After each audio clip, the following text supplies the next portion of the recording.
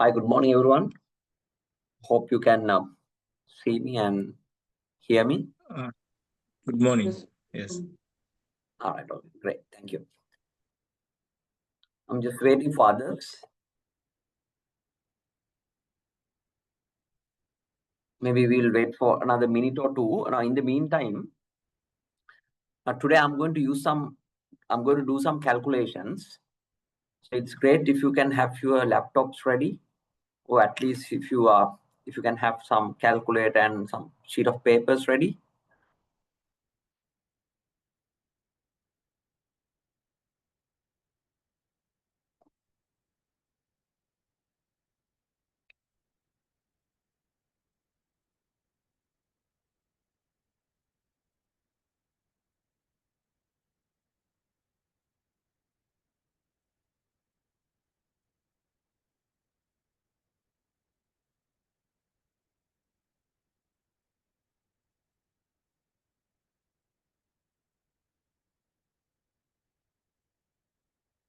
All right, so let's get started. Today's session is actually session 2, which is on costing methods. So my name is Nuwan Gunratna. I'm a senior lecturer from University of Sri Javardhanapura. So let's move on to today's topic and see what we are planning to cover. Today we'll be looking at various aspects. One is what is costing methods. Then we are looking at some specific terms like specific order costing. Then again, continuous order costing. Then job. Then we are looking at process costing. Then we are looking at normal and abnormal losses. And another term comes in, that is hybrid costing. So these are some of the concepts or the topics that we'll be looking at today. And as you know, the purpose of this course is to provide you with some basic understanding of these costing systems and the costing methods. All right. Let's look at these terms very specifically, because you need to understand, because sometimes you might be already applying these concepts, but let's look at what's given in theory, and then we can understand how your actual practices deviate from theory. At the same time, today we have invited a guest speaker from the industry. So he will be talking about how process costing is applied in the food sector. So we'll discuss more details later. So let's go into these terms.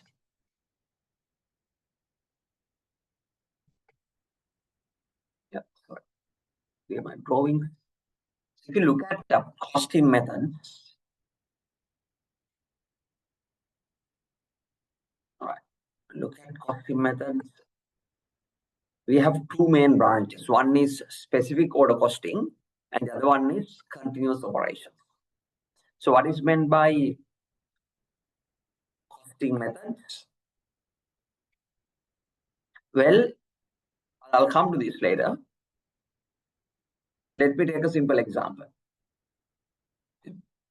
So if you look at, let's say a bakery manufacturer or a cake manufacturer, here you will see that two types of products. And if you look at how the production is carried out, you will see a distinction. If you look at the first one, you go to Pereira and Sons or Green Cabin or wherever, and you then buy a product that is available off the shelf. So it's already manufactured, and you go and buy that. Then the second situation is different. For your birthday, you need to have a cake with your face on it. You can't simply go to a shop and buy such a cake. So you need to place an order. Now, based on your order, the cake will be decorated or it will be manufactured.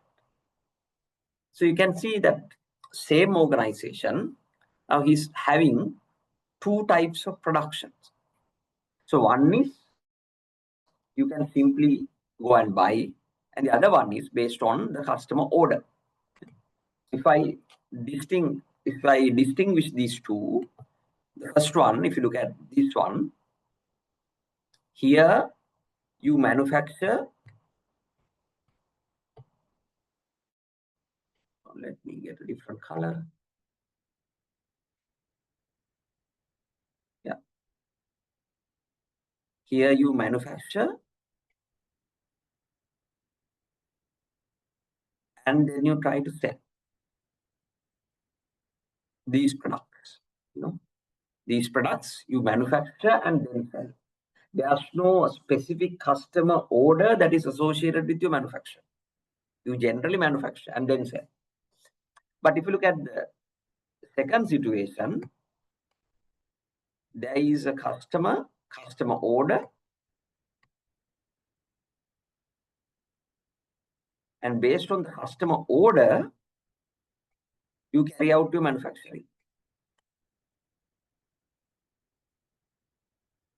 So two different systems. The first system is what we call a push system. This is a push system because you manufacture and then in order to sell that, you try to push it to the customer. But if you look at the second system, it's what? It's not push. It's what? Guys, you can use the chat box, or you can even unmute yourself and make the session interactive, whatever it is. How to call the second system? If you call the first system a push system, the second one is what? The opposite of push is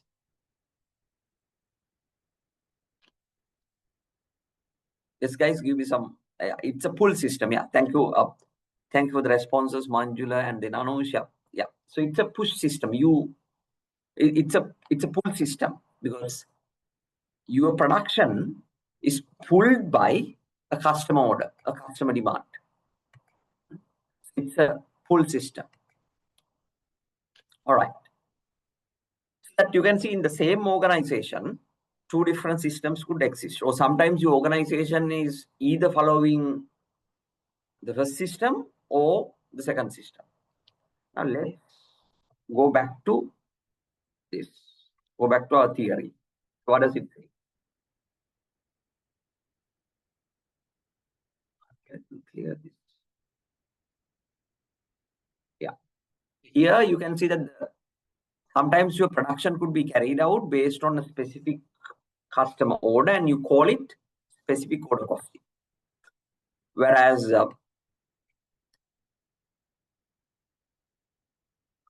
someone says the sound is not very clear. Am I now audible? So I'm just getting closer to the laptop. Is it now better? Yes. Hello? All right. Were there any disturbances to the sound previously? You're very clear. It's okay. All right. Okay. Thank you very much. Maybe I don't know where the issue is anyway. Yeah. That if you look at the first system, it's based on the customer order and then you do the manufacturing. So that's what we call the specific order costing. Second one, there's no apparent customer order, but you do your production with the hope that you can sell them. So that's what we call the continuous operations. And in such a situation, you might have a series of products or the processes that your production would go through, right? Then again, another example.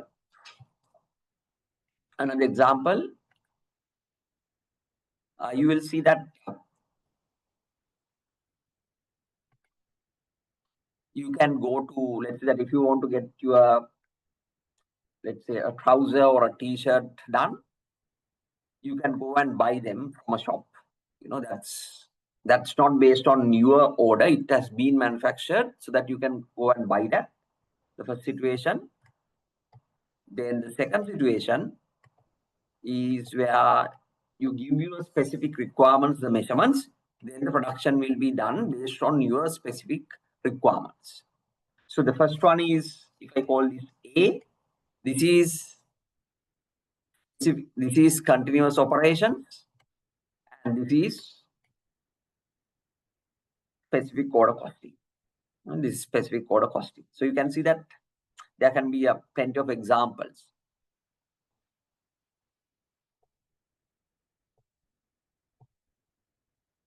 All right. So let's move on.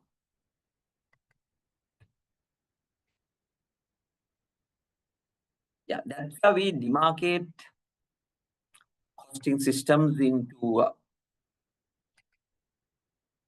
specific order costing and continuous operations. So under specific order costing, we normally have job costing or we have batch costing. The difference between job and the batch is normally a job is about a specific unit, only one unit. When it comes to batch, it's about many units. So the difference is job and batch is that in job, there's only one unit, whereas when it comes to batch, it's not just one unit, it's a batch of products. You will have, maybe 100 products or 100 units, 200 units. For example, let's say that for one of your company events, you want to print t-shirts. So it's based on your requirements, that the printing would be carried out based on your requirements. So it's a specific order, but you don't produce a single t-shirt, a single souvenir or a single mug, but you are producing maybe 100 units or 50 units. So it's a batch then. So the difference between job and batch is the number of units. It's the same. Specific order costing. Then when it comes to continuous operations, today we are going to discuss about process costing. Then one variation of process costing is joint and byproduct costing. We will not have time to discuss that, but just for your understanding, one specific application of process costing is joint and byproducts. If time permits, I will explain you what it is. All right. Hope now you have some understanding about how your production is carried out in your organization. So it could be based on a specific customer order, or it can be your continuous operations. Okay.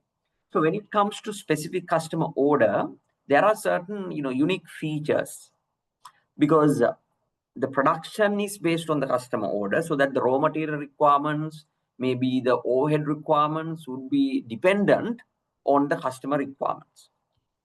That is why we need to, in the first system, you need to accumulate your cost. You need to collect your cost, the specific customer order. Because from customers to customer, from the job to job, from order to order, the requirements are different. So that you got to collect the cost for the customer order. So when it comes to the second situation, it's different. So that there are certain unique features when it comes to continuous operations costing, which we will discuss towards the latter part of this session. So let's get to a simple example. So what is the requirement? That is, look at these examples and tell me which costing method is suitable, whether it's specific order costing or continuous operations. We'll discuss the first one, then the latter ones you can give me the answer. The first one is providing assurance services. So you are an assurance service provider. So what would be the applicable costing method? Is it continuous operations or specific order costing?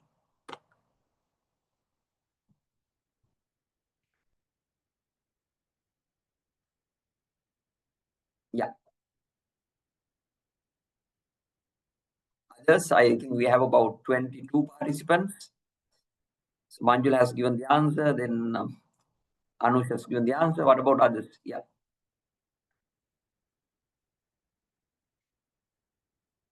Others, what are you thinking? Yes. Solomon, thank you for the answer. So it's specific order costing, because you got to provide the assurance service based on the, Samantha also mentions that. Yeah, Havaj, yeah. Satats, yeah, thank you very much for this answer. Ganesh, yeah. Yeah, it's all about specific order costing, because your production has to be, not your production, actually, the service delivery has to be based on the specific customer requirement. Okay. Now, can you give a try for the next one? Let's call this A. Sorry, this is the first one.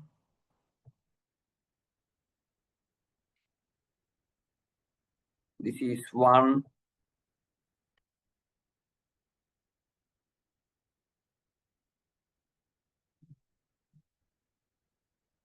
This is the first one. This is the second, third, 4th, 5th, and the 6th. Give me the answer quickly for these. Assurance service, yes, it's specific order. Manufacturing of bottled drinking yogurts. It's what? Is it continuous operations or specific order? You can use the chat box. I have given the numbers. So insert the number and give the answer. Yeah, Manjula has already provided the list of answers. Yeah, that's very good. Others, please, you can say 1, 2, 3, and what's the applicable costing method.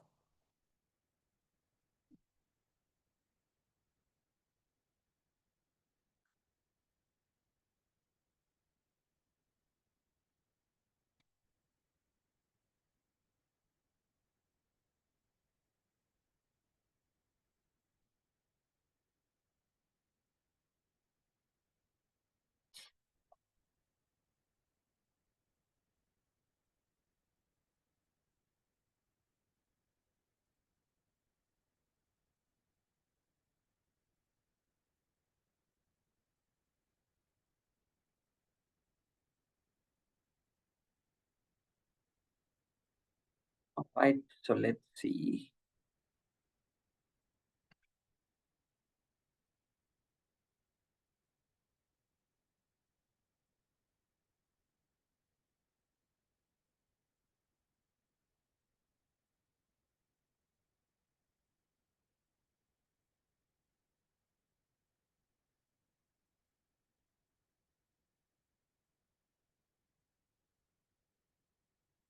All right, let's see the some possible answers.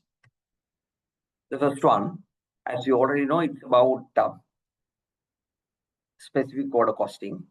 Second one, you don't manufacture a particular, normally you don't manufacture a drinking yogurt based on a specific order.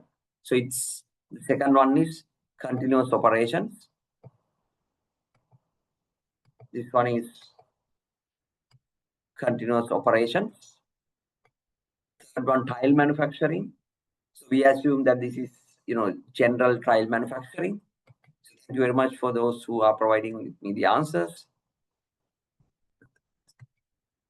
So you assume that tile manufacturing is carried out in a normal situation, so it will be continuous operations. Then building houses according to the customer requirements, so definitely it has to be specific order. Providing legal services to the clients, you can't provide, general service. It has to be based on the specific requirement of the client, so that it will be again specific order. And the last one, manufacturing of rice, it will be continuous operations.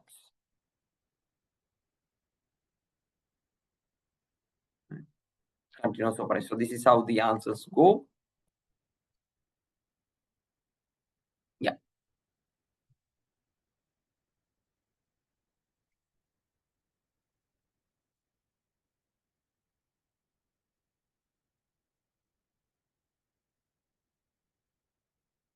All right. I hope that you get some idea about what we are specifically looking at, because the importance on costing is that the way that you do your manufacturing has an implication on your costing. Because if it is based on a specific order, you can't do simple costing because the order is different, the requirements are different, the raw materials are different, so that you have to specifically cost the customer order. So that's why if you go to a, let's say, a garage to get your car repaired. So normally they ask, open up a job sheet, job එකක් දාගෙන ඉන්නනේ, so that you have a job, so that based on that job sheet, all the costs that you are incurring to repair your car, spare parts, the labor, the oil, they are all recorded there, and ultimately the cost is calculated, or the selling price is calculated. So that's how it happens. Okay, now a few reflections. So I just have included this to get some feedback, because you are all working professionals, so that you have a lot of insights about the theory that we are discussing. Now, in your organization, so it could be a manufacturing operation, so it could be service operations. Is it based on specific customer requirements or continuous operation? Now think about your organization. See how it happens.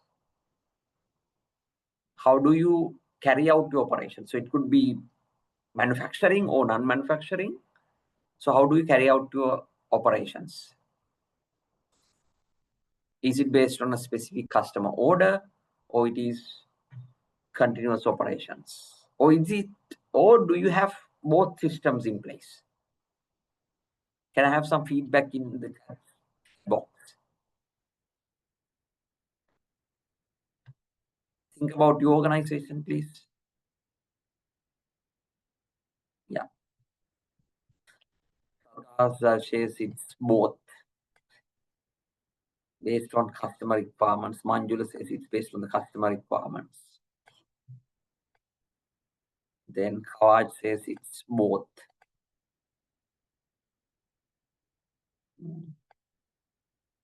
Sarah says it's based on specific requirements. Service operations, Solomon says it's both. Yeah, that's good.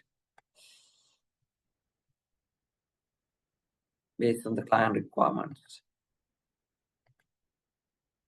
Specific order.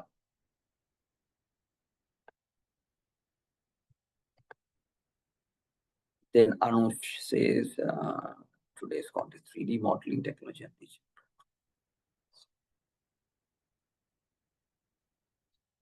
Yeah, that's a good point. Anush, what you say is in today's context, 3D modeling technology and digital platform capabilities of the service organization. Yeah, that's a good observation. So thank you very much for that feedback. Because of the technology, this customization is quite possible. It's getting easy. Yeah. Well, and what I understand is that when you now critically look at how the operations are carried out, you can see that it's either specific orders or it's based on continuous operation. So it can be even both systems can exist in your organization. Yeah. Anyway, thank you very much for the feedback. Would anyone like to explain how it happens in your organization? Would anyone like to, unmute yourself and explain me how it happens? Are you in a position to do that? Maybe Anush, would you like to explain your point? Because it's an interesting point what Anush says. Anush, are you in a position to explain it?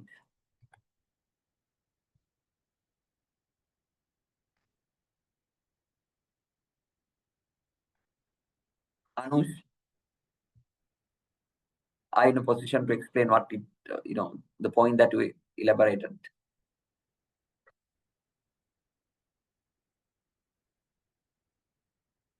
Or anyone else would like to share your views?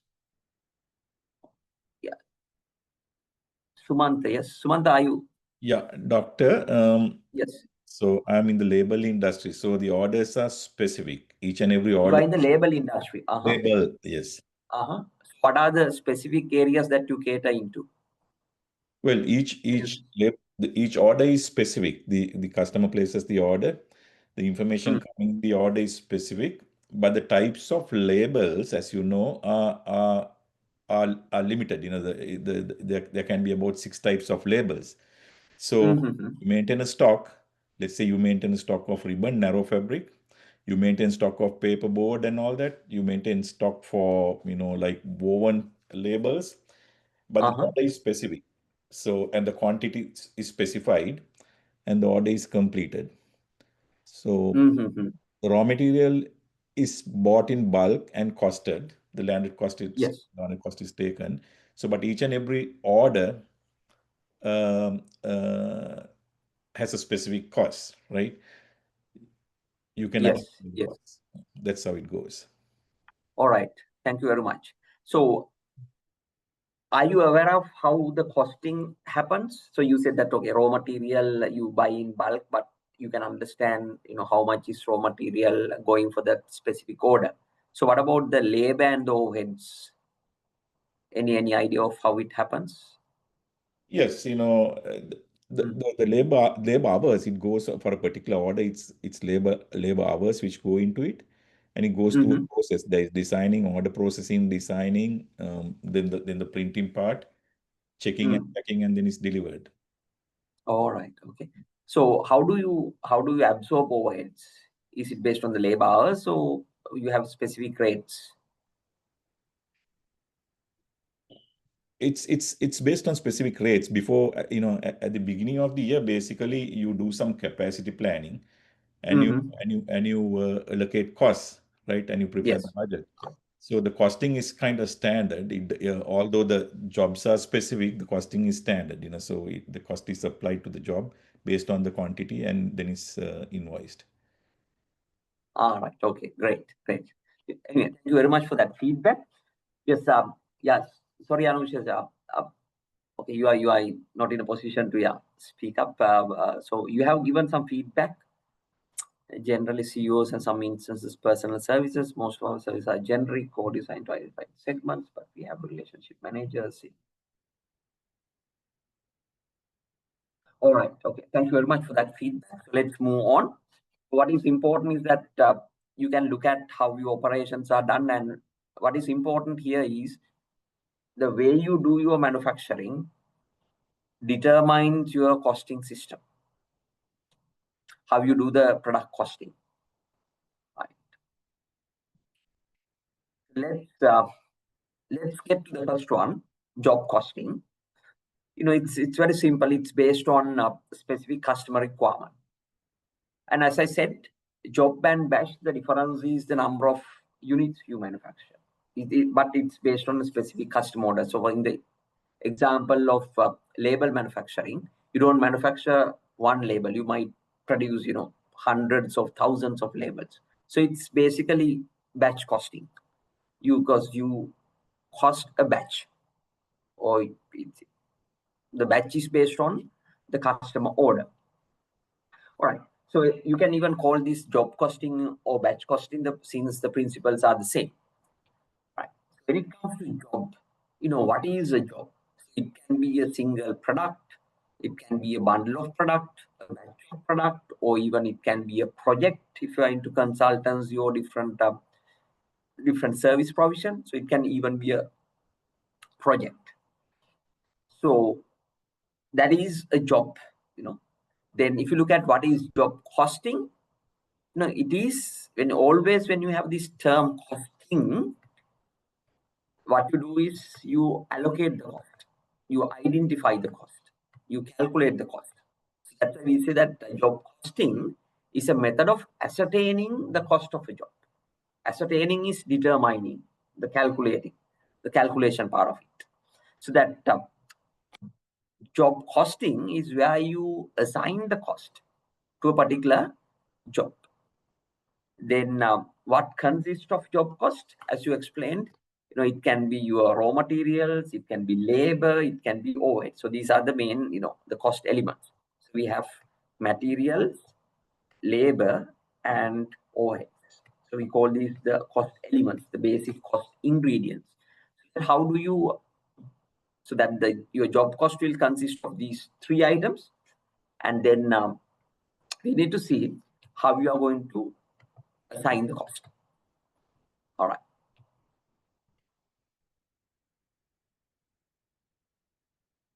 So this is how it happens. Initially, what you got to do is you have to identify the job, because already you start your manufacturing or your production based on the specific customer order, so that the job identification is there. And thereafter, what you do is there can be certain direct costs. You can easily identify certain costs that are specific to your customer order. So these are called the direct costs. And what we do is, the term we are using is tracing, the tracing of direct cost. So that's the term we are using for the direct cost assignments. When you are charging the direct cost, that is called direct cost tracing. And when it comes to overhead cost, that means you can't specifically identify them. So those are indirect costs. I'm sure that last week you discussed this the cost classification method. So you have direct cost and indirect costs, and indirect costs are called as overhead costs. So that these overhead costs are allocated. Overhead costs are allocated. So direct costs are traced and overhead costs are allocated using a particular basis. So as this gentleman explained, so you use at the beginning of the year, you do some capacity planning, then you come up with the rates, and based on those rates, you relate the overhead cost to the product, so that your system could be the traditional absorption costing system, or it could be activity-based costing system. And then you can calculate the total cost of the job. So let's see how this happens graphically. So let's say that you have 3 jobs. You have got 3 jobs. So the direct cost and the direct labor cost can be traced. So you call it tracing. So that's easy because you know the amount of raw materials, maybe you know the amount of labor being used. Thereafter, you have the overhead component, that which is commonly incurred, maybe electricity cost, maybe the rental cost, or some other overhead cost. Then those overhead costs are allocated. These costs are allocated using a suitable rate. So you might use, let's say, based on the units, you have a rate, or based on the hours, you have a rate, or at least you might have a percentage to relate these costs to the jobs. So what is important here is to understand these 2 terms. So if you have any direct costs, if you have directly identifiable costs, those are traced, and that's technically the correct word. Then when you have indirect cost or the overhead cost, those are allocated. So we don't say that direct costs are traced. Sorry, we don't say that direct costs are allocated. Direct costs are traced and overhead costs are allocated. So that's technically the correct term. All right. Let's see how we can do this using a very simple calculation. That is activity number 2. Here, if you look at the context, you are manufacturing a bed. Let's say that this is a carpentry shop, so that you have got a job based on a specific customer order. So when you do the calculations, you understand the cost of wood is 15,000, cost of other direct materials, so it could be paints, or it can be nuts and the screws, or any specific type of raw material needed. Then you need 3 hours of labor paid at the rate of 1,500 hours, 1,500 rupees per hour. Then you need 1.5 machine hours. So you might need the machine hours in different capacity, but for the simplicity, let's say that you need 1.5 machine hours. And thereafter, when you decide the selling price, this is what you do. You add 25% markup on wood cost, and then 10% markup on other direct material cost. So this is how it happens in this particular organization. And the requirement is calculate the total cost and the price to be charged. All right, so let's do this. Okay, let's do this in an Excel sheet. If you have an Excel sheet, please open it up and let's do the calculation together. If not, I'm sure that you at least have a paper where you can do the calculation on.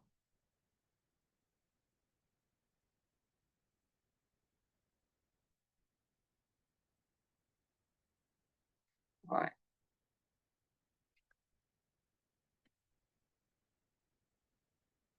All right. I already have the answer, but I'm going to do it fresh.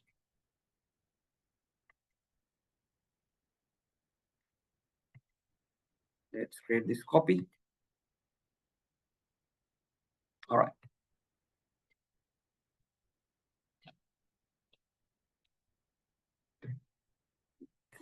So we're gonna add those costs. Cost of direct materials 15,000. So that it's wood cost 15,000. Normally you call this the job sheet. For that particular customer order, you have this, and that's what you call the job cost, job sheet. Remember, this can be in some organization, this can be a sheet of printed paper, or in many organizations, depending on your costing system, how it is automated, this can even be a part of your ERP system. Wood is 15,000. Then you have direct materials 2,000. We add that.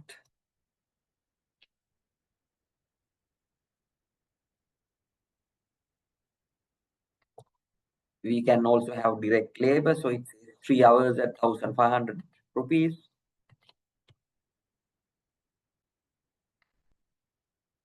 3 hours at 1,500.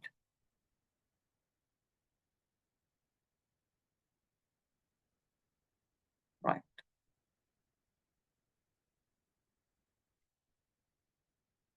When you get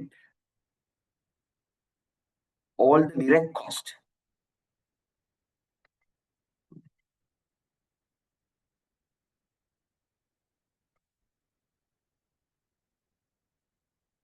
when you get all the direct cost, we can call it the prime cost. Sorry. This is direct labor. I don't know what that's happening. This is prime cost.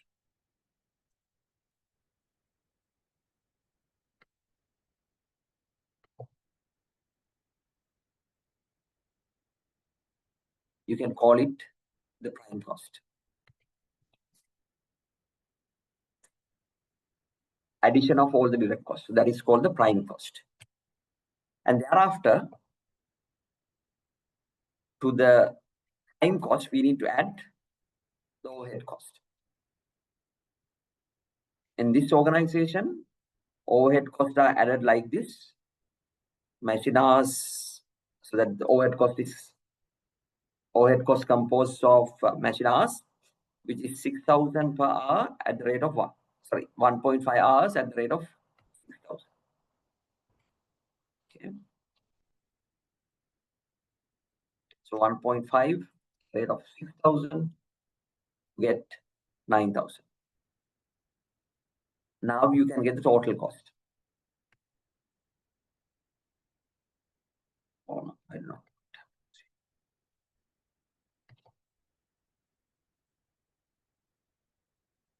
All right. So your cost is this plus 21,000. I don't know, something wrong with my Excel sheet. I need to close this. But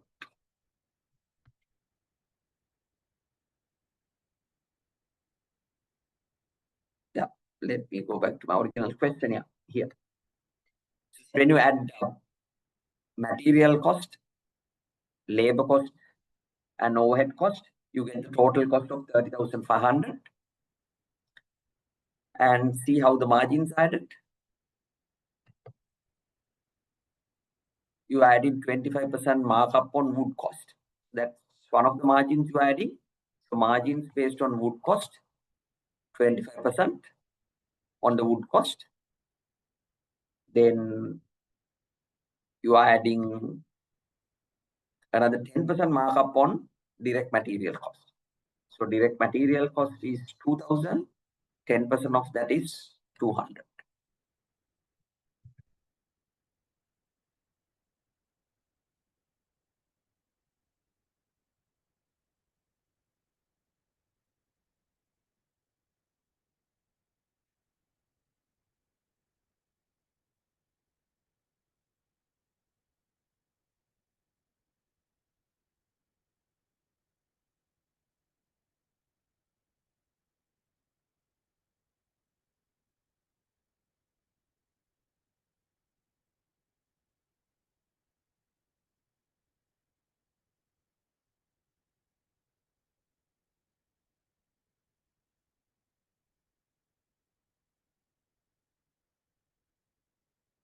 Yeah, Manjula has given me that.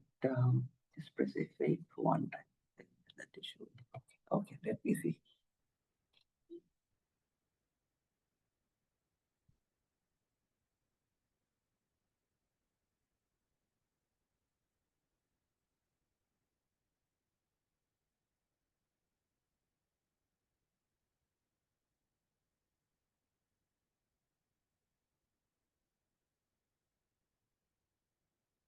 All right.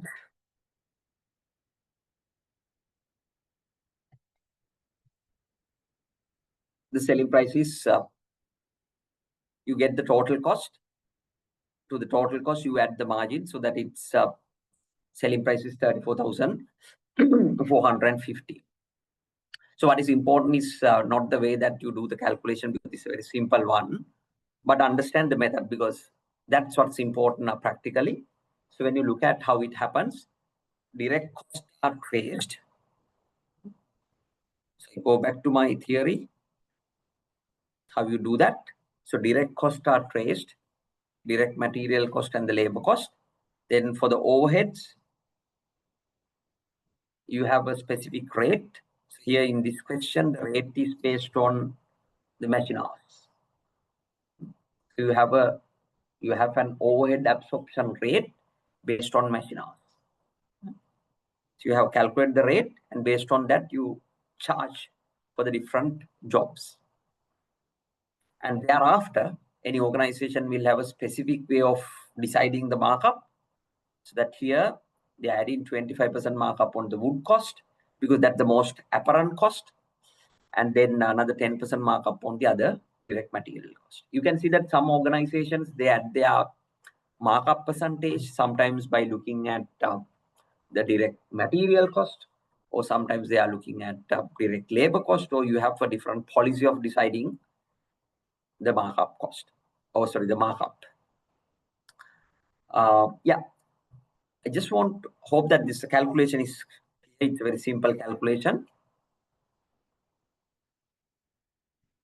If you need the answer, you can get a screenshot of this.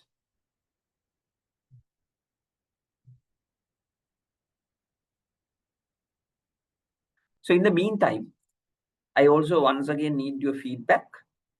In your organizations, how do you add your markup? You can call it the markup or margin. So let's use it, interchangeably. So how do you add your markup in your organization? What is your policy of doing that? Can I have some feedback, please? You can use the chat box, but I would always prefer if you can speak. But anyway, depending on the context, sometimes you are not in a position to speak today. Then please use the chat box and tell me, how are you adding your markup?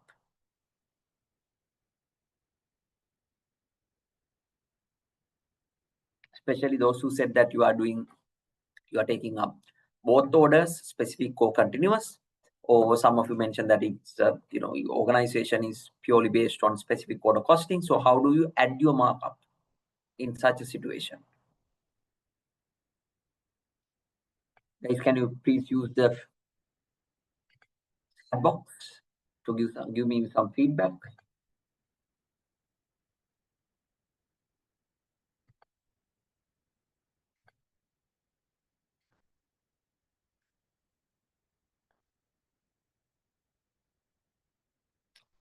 Yes, yeah, Navid wants to understand the difference between markup and margin. So normally, when you add a particular percentage of profit on the cost, it's called mark up on the cost. But when the percentage of profit is calculated on the selling price, that is called the margin. That's technically that's the difference. So profit on, I'll show it to you so that it will be easier for you to understand. When the profit is based on cost, it's called markup. When the profit is calculated as a percentage of your selling price, that is called the margin. Margins. That's That's technically the correct word, but normally we use these terms interchangeably. Yes. Can you tell me how the markup or margin, in your organization is determined when it comes to specifically the specific customer orders? Please use the chat box to give me some feedback.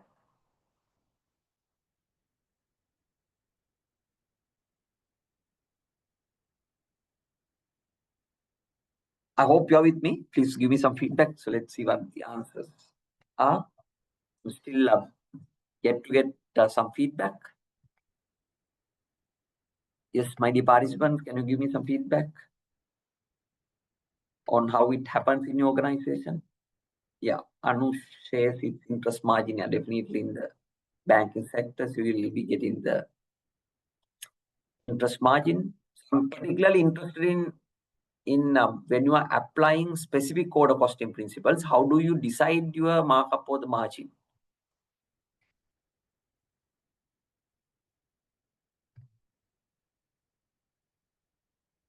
Yeah, Howard says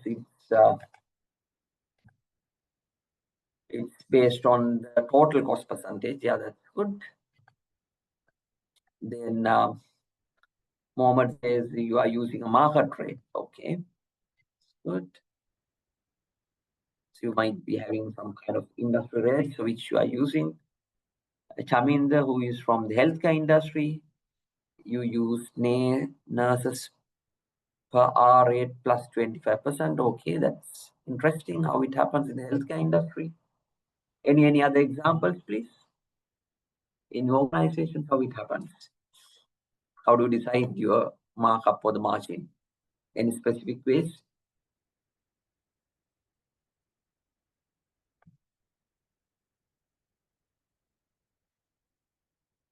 Yeah, Manjula says the tea industry, you are using cost plus percent markup. Yeah.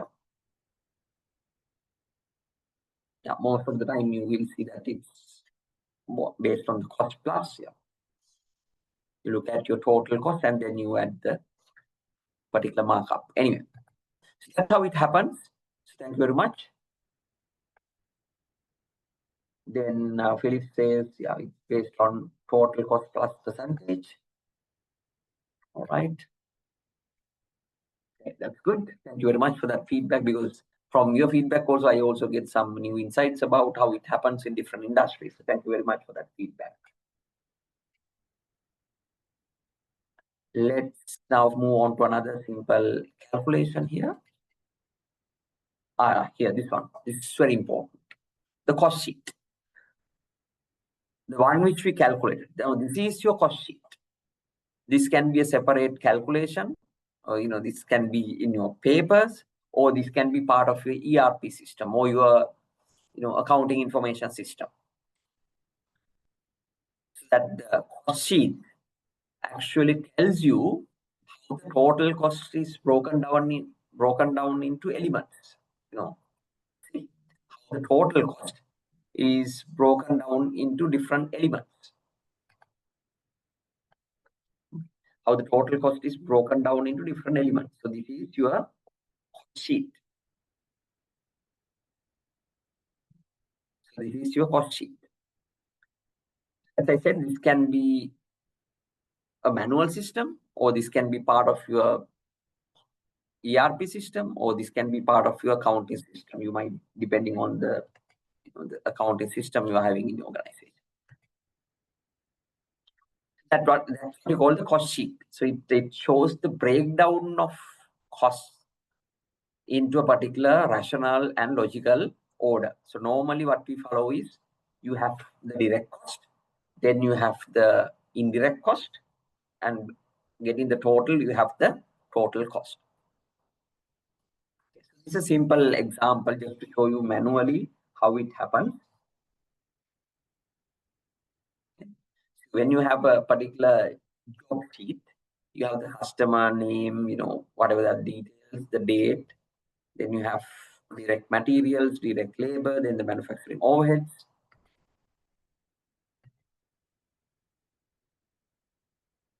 Yeah, you have manufacturing overheads, and thereafter you do the costing summary. In an ERP system, this will be automatically computed, but you need to give the necessary details. All right. So this cost sheet is very important because that shows you the cost elements, the different types of costing categorizations you follow in your organization, and how do you finally charge the total cost.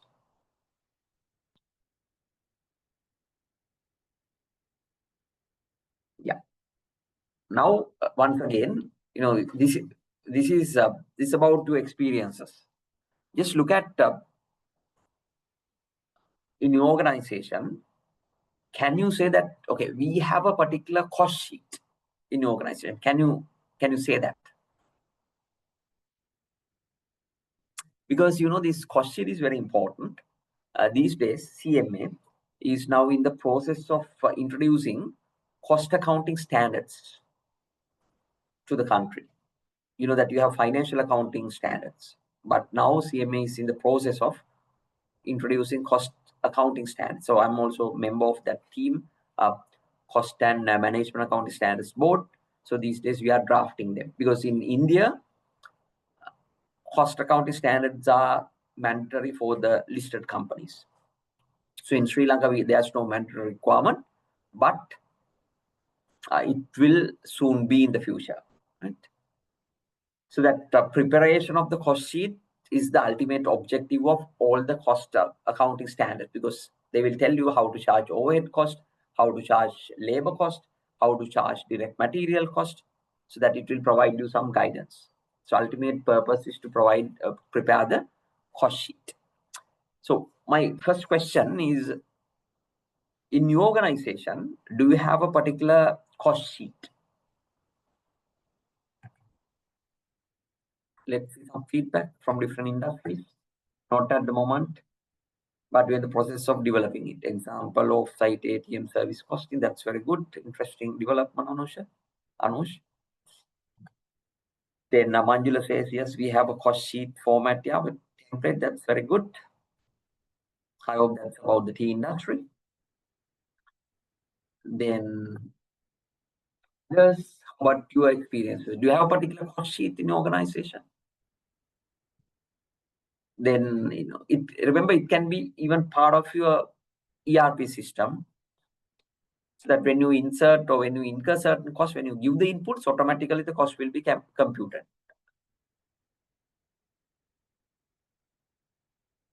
Others, what about your reflections?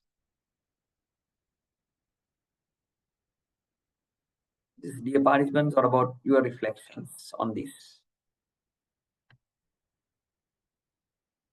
All right. Then Chaminda says, yes, we have cost sheet by including DI. So what is I hope that this direct labor, and then direct material related to each nursing service. Yes, good. And even if I share my experiences from the universities, that these government organizations, they lack costing. But when it comes to specific programs, let's say that we are introducing an MBA program or specific diploma program. So we do have cost sheets.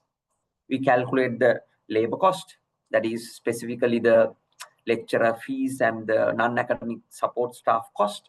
And then we calculate any tube cost, printing cost, and that one. Thereafter, we have a lot of overheads, because having examinations, paper marking, then having these lecture fees, the cleaning services, and all that would go under overhead cost. So we do have cost sheets for certain specific services that we provide.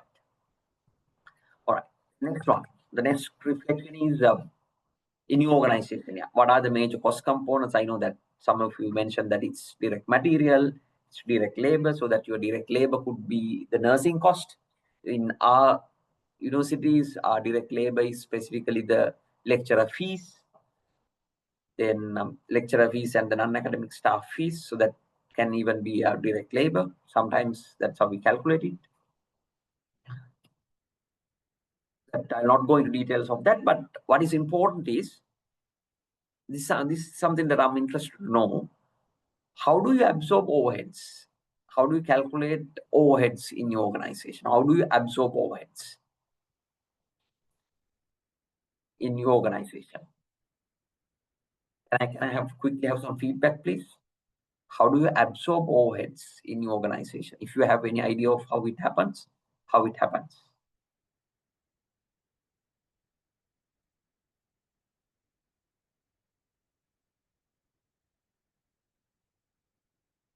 Yep.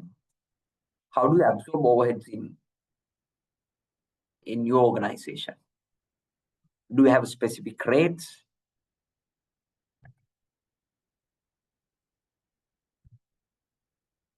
Based on staff number? Anush says it's based on the staff numbers. Then based on volumes and the flow areas, you might be having different, a complex rate determined on different bases.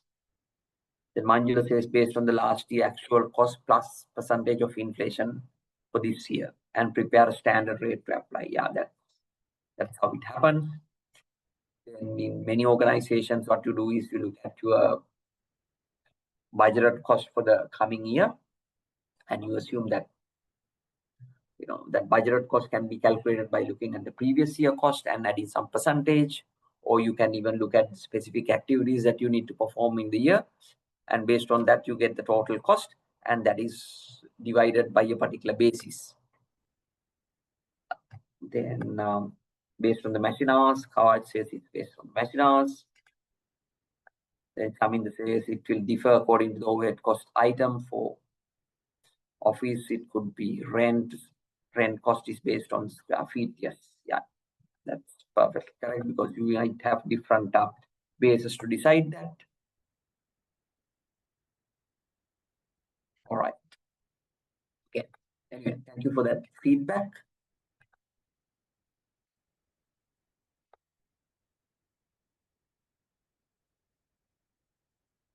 Someone says it's based on activities, volume, and operations. I'm sure that it's a complex system you're having. Yes. So let's move to the next reflection. How often do you revise your cost sheet? Just think about this. How often do you revise your cost sheet? So if I share my experiences from the universities, as I said, that for the major degrees that we offer, there's no specific cost sheet as such. But for specific programs, let's say for MBA programs, or it can be a particular diploma, computer-based diploma program, or specific training program, we calculate the cost sheet. So that for every program that we introduce, we calculate a cost sheet, because the costing requirements are different. So that's how the revision happens there. In your organization, I would like to see how it happens. Manjula says not regularly, but if we see cost inflated drastically, you adjust the cost accordingly. Yes. So normally in many organizations, what happens is only when you understand that there are drastic cost differences, then you will adjust the cost sheet. But in some context, like in the case of a university, when we introduce different programs, we calculated a separate cost sheet. Then let's say that you introduce now this year MBA program, then there's another next year MBA program. So in that case, you have the same cost sheet, but your cost items will be different, because next year, depending on the new context, maybe let's say lecturer fees have gone up. So then you have to add the new items. Or let's say the electricity cost has gone up. Then you have to reflect the new rates. So that the cost sheet is there, that the template is there, then you add the new rates. So if it is a regular program, it's updated annually or in every semester. But if it is a new program that we introduce, then for that particular program, we calculate the cost sheet. All right. With that, let's move on to the next aspect of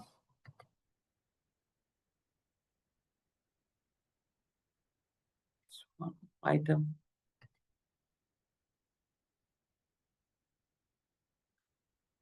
Well, Navidu wants to know, is there any standards to absorb overheads?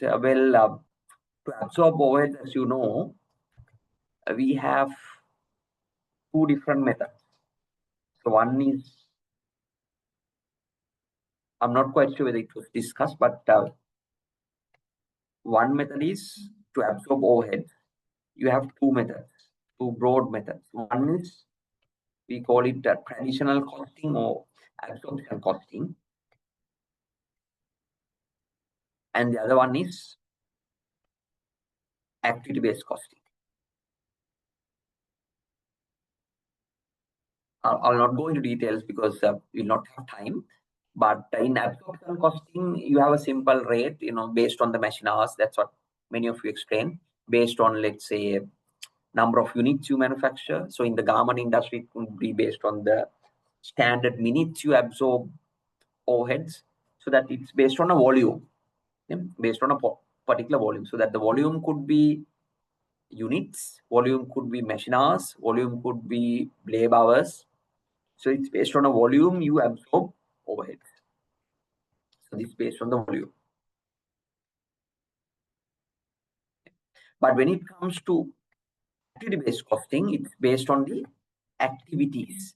Based on the specific activities you perform, you add the overhead cost. Let's say that machine setup, it's an activity cost. You need to reconfigure your machines, or you need to do some deliveries. Okay? So that's how the overhead cost are added. I think there's a session on activity-based costing where you will learn more details. But my practical experience is that normally your organization will use a combination to absorb overhead. So it's kind of a hybrid system to absorb overhead. Anyway, I'll not go into details because it's a separate lesson which will require maybe a few hours of discussion. But just think about your organization, how you absorb overheads, and how have you calculated that rate? Is it based on a machine hour rate, or you have different activity-based rates? Yeah, you can have your own reflection on that. Okay. With that, let's move on to the next one. The next calculation, a simple one. Now, first, I'll give you about a few minutes to work out the calculation.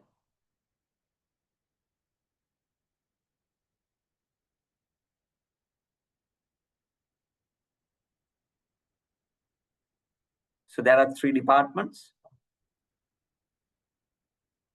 For these departments, you need to calculate the overhead rate. Selling price is there. Then on the next page or next slide, you can see the costing information. So the requirement is to calculate the total cost by showing different cost elements. I'll give you about 3 minutes. Please get me the answer. Get me the final answer, the total cost. You can use an Excel sheet, or you can do the calculation manually.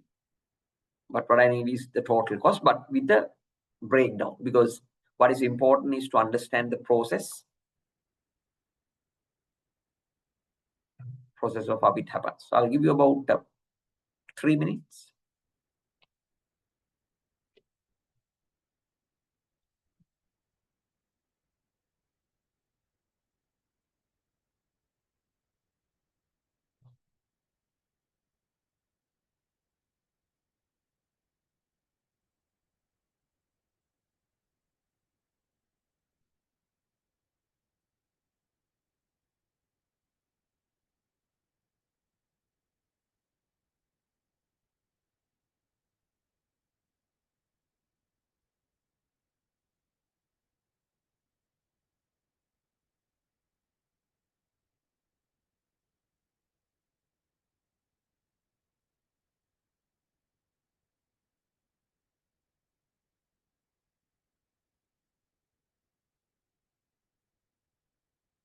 Once you get the answer, please feel free to post that on the chat box.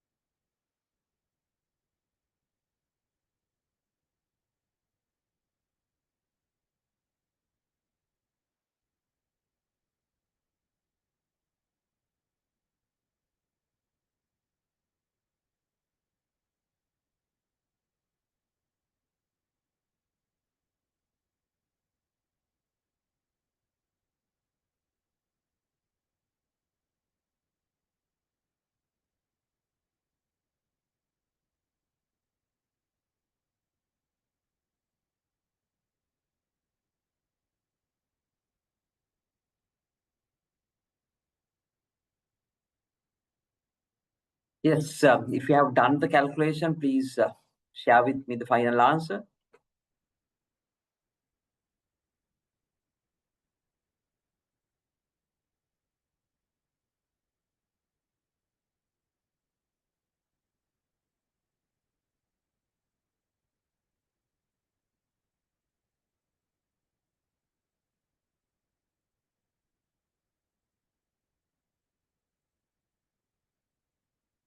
I'll prepare the cost sheet. I'll start preparing the cost sheet. Let's see the answers. Yeah.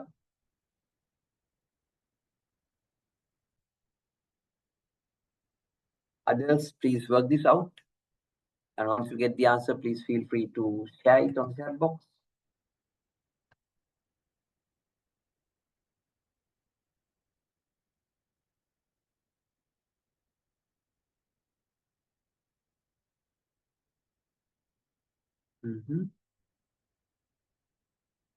All right, so we get we have got two different answers.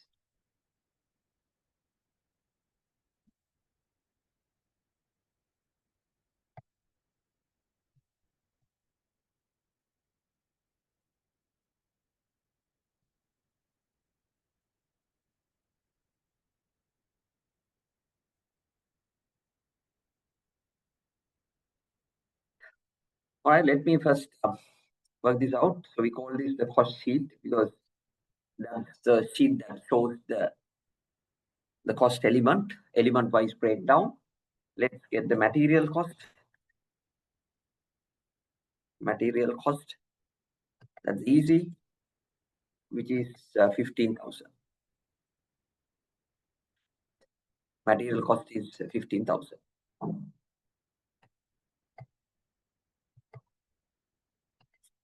All right. Then I come to the details here. Overheads, but they don't talk about the labor cost. They only have the overhead cost. Thank you very much for those who provide the answers. Let's see how this happens. So material cost is 15,000, and thereafter, here I don't see direct labor. Maybe it's part of your overhead cost. So now I'm going to add overhead cost. So I want to add overhead cost in 3 different departments. You can see in this organization, there are 3 departments: machining, pressing, and assembly. So these are the overhead costs that you have identified. These are the that overhead costs that you have identified that for the particular department, and these are the bases. Previously I asked how are you charging the overhead cost. So this is the base. So you can see in the machine department you are using machine hours to absorb overhead cost. So it's 120,000 divided by 3,000 machine hours.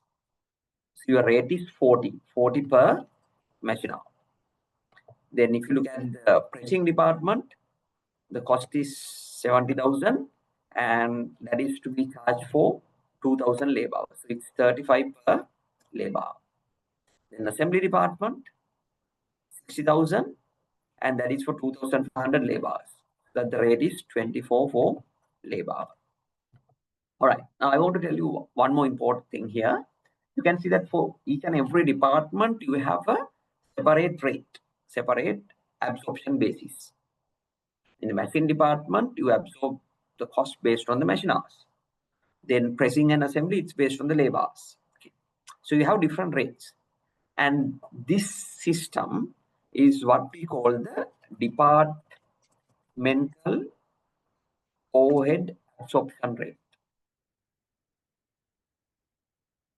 Overhead absorption rate. Yeah.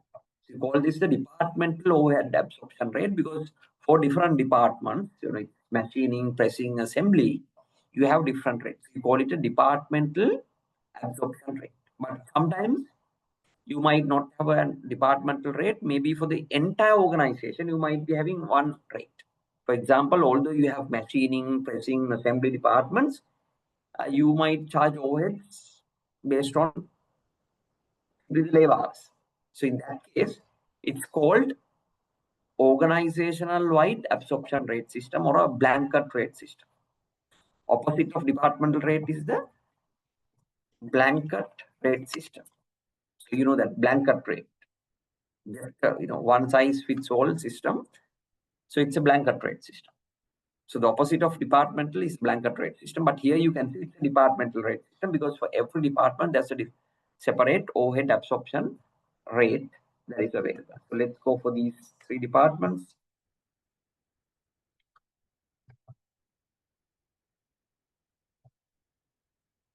Okay.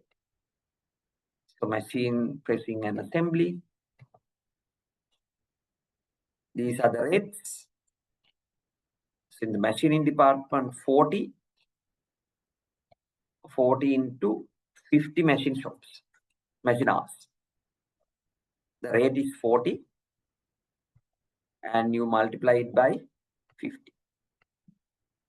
Second one, in the pressing department, the rate is 35.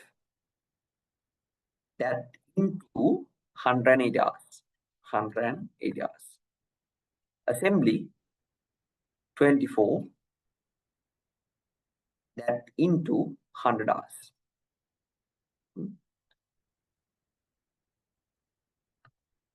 Okay. So now you can get the total.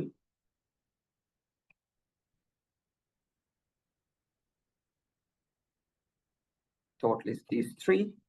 Your overhead cost is 10,700. You can get the total cost by adding material cost and the overhead cost.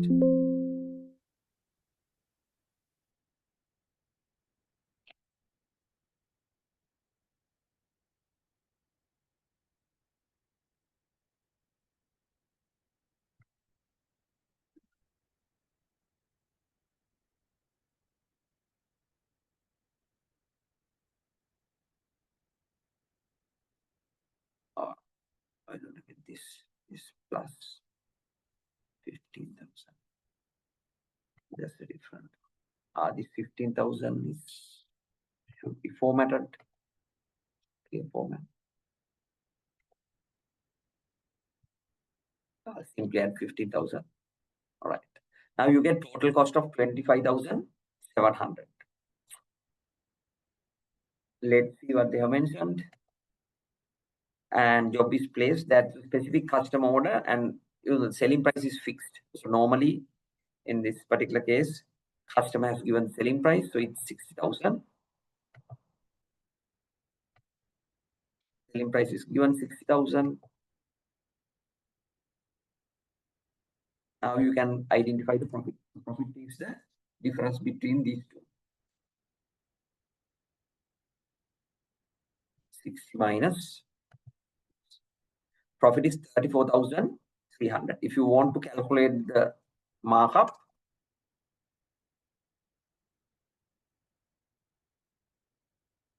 it is this profit over your cost. So you have a markup of 133%. And if you want to calculate the margin, this over selling price, 57% margin. I hope this is clear.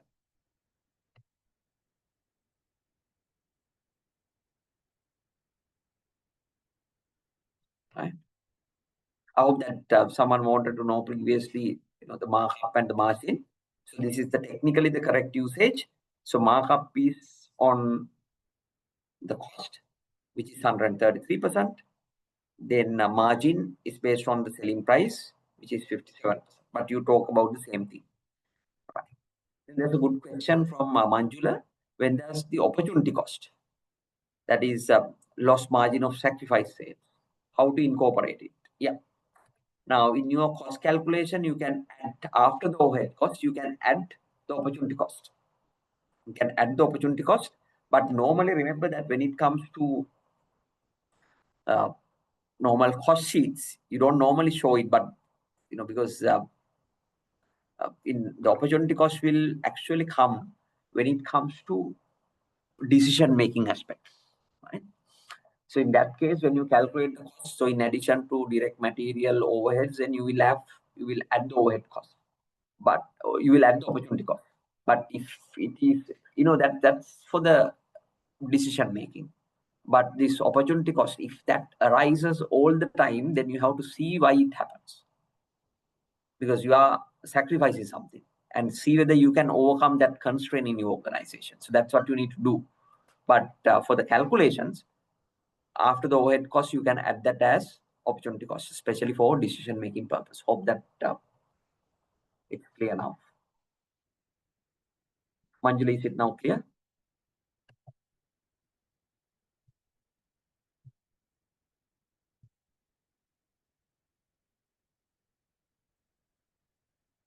All right. Anything else? Anything else before we move on? What is important, once again, I'm emphasizing what is important is not the accuracy of the calculation. These calculations are pretty simple, but practical reality is highly complex. But understand the process, the basics, and the correct usage. So if someone wants the answer, you can have a screenshot of this. This is the nice and the neat answer, if you like it.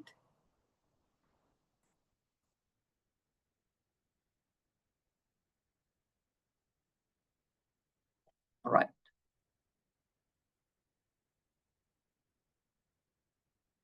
Okay. Let's. So we have a real world view on how Boeing does its costing. I'll quickly show you the video. We are looking at Boeing manufacturing of airplanes. You know that in the world there are two large aircraft manufacturers. One is Boeing and the other one is Airbus. So Boeing is primarily based in US, whereas Airbus is manufactured in the European Union. And let's see how it happens.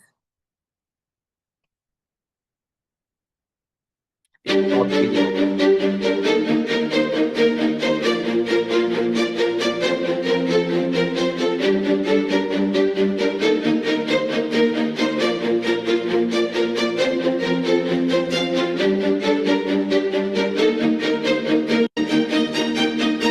You can see it's mainly you create different components around the world.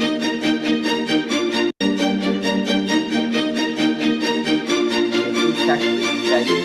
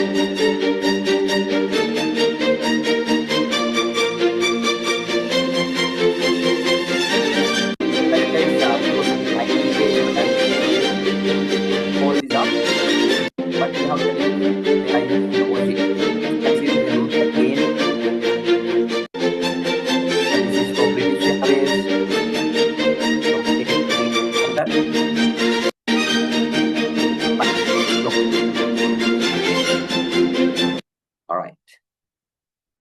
So the point that I want to discuss is this: how does Boeing track cost with various projects, such as building a 789 Dreamliner? So how do they track the cost? So how do you track direct material cost, direct labor, and overhead? Because irrespective of the industry, you will have these three cost elements: direct material, direct labor, and overhead. So how do you track that? And the second one, why Boeing is required to track cost of its various projects? since we don't have much time to discuss, I'll quickly show you the answer. Or if you look at raw material costs for Boeing, it could be aluminium, then composite materials, engines, then again the paint and so forth. So all that is direct material, which you can trace. For every project, you know that it's for, let's say British Airlines has placed 10 orders, Emirates has placed 15 orders. For those 15 orders, you can calculate the cost. So it's kind of a job costing situation. The direct labor, you might have range of direct labor. You know that aircraft manufacturing, then shipbuilding, these are highly labor intensive industries. You use a lot of machine, but highly labor intensive. So you need engineers, technicians, assembly line workers, painters, and so many other workers, so that you can identify the direct labor cost of those employees. Then finally, the overhead cost, utility cost, equipment depreciation, then salaries, the rent cost, and all that would come under overhead cost. So that direct cost will be traced, and then the overhead cost would be based on the machine hours or the time or whatever that you might be having a rate. Then why that cost control is, that cost calculation is very important for a company like Boeing.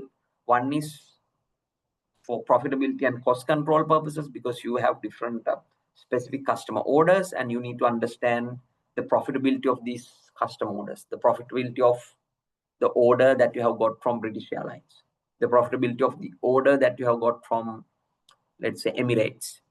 Okay? So that's for the profitability calculation. Then another requirement is that you need to understand, you need to use this for a lot of internal decision making situations. So it's about the resource allocation, efficiency improvement, then it can be about the future projects. And if you want to optimize your supply chains because you want to identify why the cost has escalated when you compared with your budgeted cost, and there are so many other reasons as to why you need costing. So what is important is that you need to have a particular mechanism to systematically identify the cost. Okay, so it's now 1.5 hours, but what I will do is I'll take another few minutes to discuss about process costing before we have a break. Or let's have a break now. Yeah, so it's a new area. I know that it's morning, so let's have a break. We'll have a break of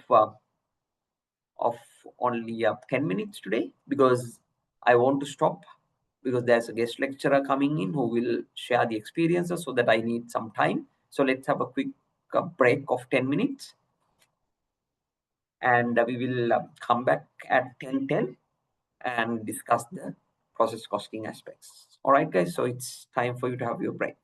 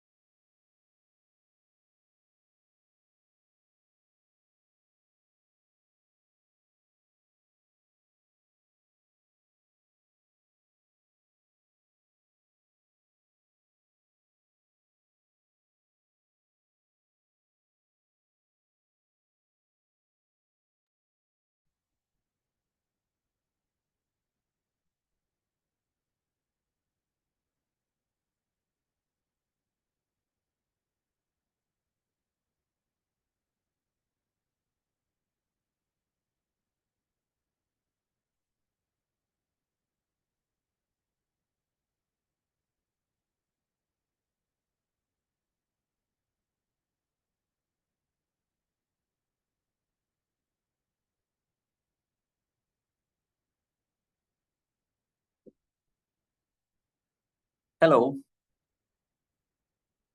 Are you back? Guys, are you back? Yes, doctor, at least I am back. All right, thank you.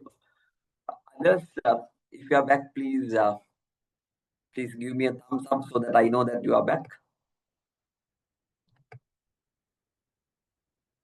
All right, okay. Sorry for the short break because today I want to finish by 11 because a guest speaker is joining at 11.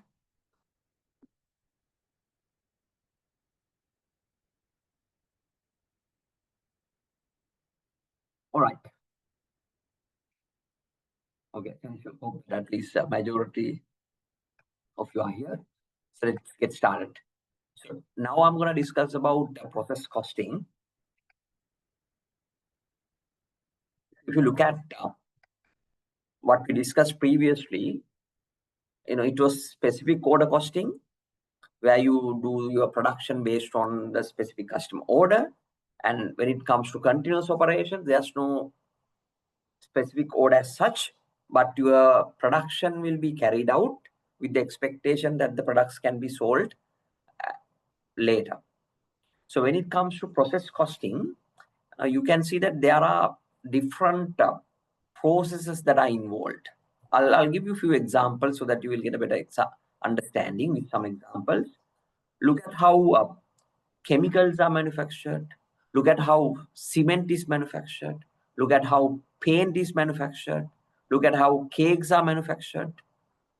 So these are all process industries because there are different processes in which the raw materials will be converted into a separately identifiable product. I'll get a very simple example of cakes. Yeah? So that you have a range of raw materials. Let's say flour, margarine, then again, let's say sugar. So initially you have a process, you get these raw materials and thereafter you do mixing. So that is process one. And thereafter, once the mixture is done, that is transferred to, let's say, baking process. So the cakes are now baked. And thereafter, once the baking is done, so baking meaning you are incurring overheads. You are not adding any raw materials there, but you are incurring overhead. So cost is added in the second process.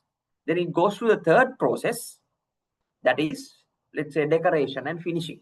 You might do some decorations using some additional icing. So that means additional raw material is added.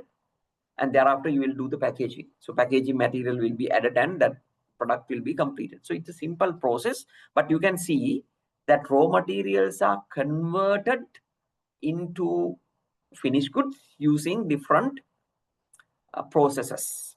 Okay? So that is why normally we say that in process costing, you have something called IPO. So you have inputs. Yeah, you have inputs. Then you have a process and then the output, IPO. Okay? So we are now looking at this P, the process. So inputs, these inputs can be, as we said, materials, labor overhead, depending on the way that you do the manufacturing. Then there can be series of processes. And during this process, your raw materials are converted into the output. And that is why we call direct labor plus overheads as what cost? There's a specific name given for these two costs. Direct labor and overheads are called as this particular cost. You normally call it CC. Any guesses? Direct material and direct labor, how do you call it? It's called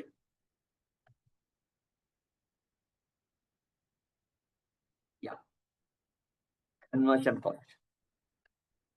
Called conversion cost. Why? because raw materials are converted into finished goods using direct labor and overheads. So that's called the conversion cost. Okay. So if you look at this, here what is important is the process.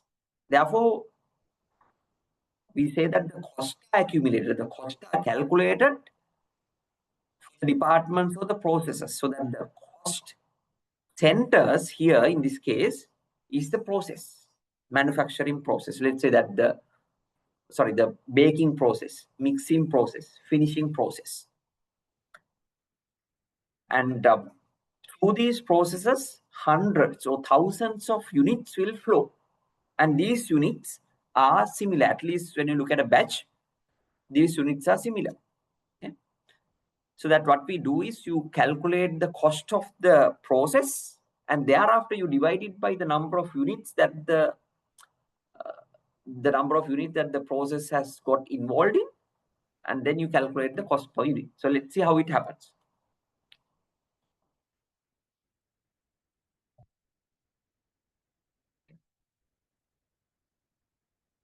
Here we go. This is the conceptualization of process costing. You have direct material, direct labor, and overheads, then accumulated into process A. Let's say mixing process. Then whatever that completed mixture will go to the baking process, process B. So in process B also, you might incur direct labor, overheads, and then direct materials. Then it's complete. So assuming only there are only two processes, then it goes to the finished goods. So this is how it happens. So what we do is we calculate the total cost of these processes and divide it by the number of units that this process has got involved in, and then you calculate the cost per unit.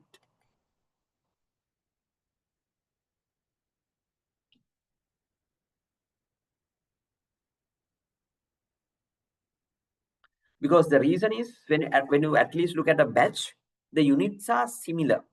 When you look at your batch of production or your production, units are similar, so that you can divide the total cost of that particular process by the number of units to identify the cost per unit, because units are homogeneous, similar. Then again, it's another visualization. Look at how it happens. So you have raw materials are transferred to process cost, so that you can see from the raw material control account, it's credited, and the process account is debited, if you really want to understand the double entry side of that. So they are accumulated into process one. Then conversion cost is again transferred to process, so that the conversion cost is credited. So if you look at it as a T account, conversion cost is credited, then that is debited to process one account. So once the process one is complete, process one account is credited, and that is transferred to process two account. So once the process two is done, so in the process two also you will incur raw material and overhead costs, which are debited to the process account. And then when the process two is completed, you transfer that to finished goods. So this is how that ERP system, your in organization, is how your ERP system is built on.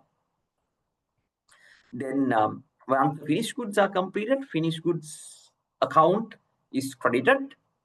Then the cost of goods sold account is debited. Okay. Now here you calculate the cost per unit by getting the total cost of the process divided by the number of units, because at least in that particular process the units are similar. Okay. Let's see that very simple. Quickly, let's see that a practical video on how banana chips are manufactured. You know that you can have banana chips or potato chips. Let's see how it happens. We will not have time. It's a lengthy video.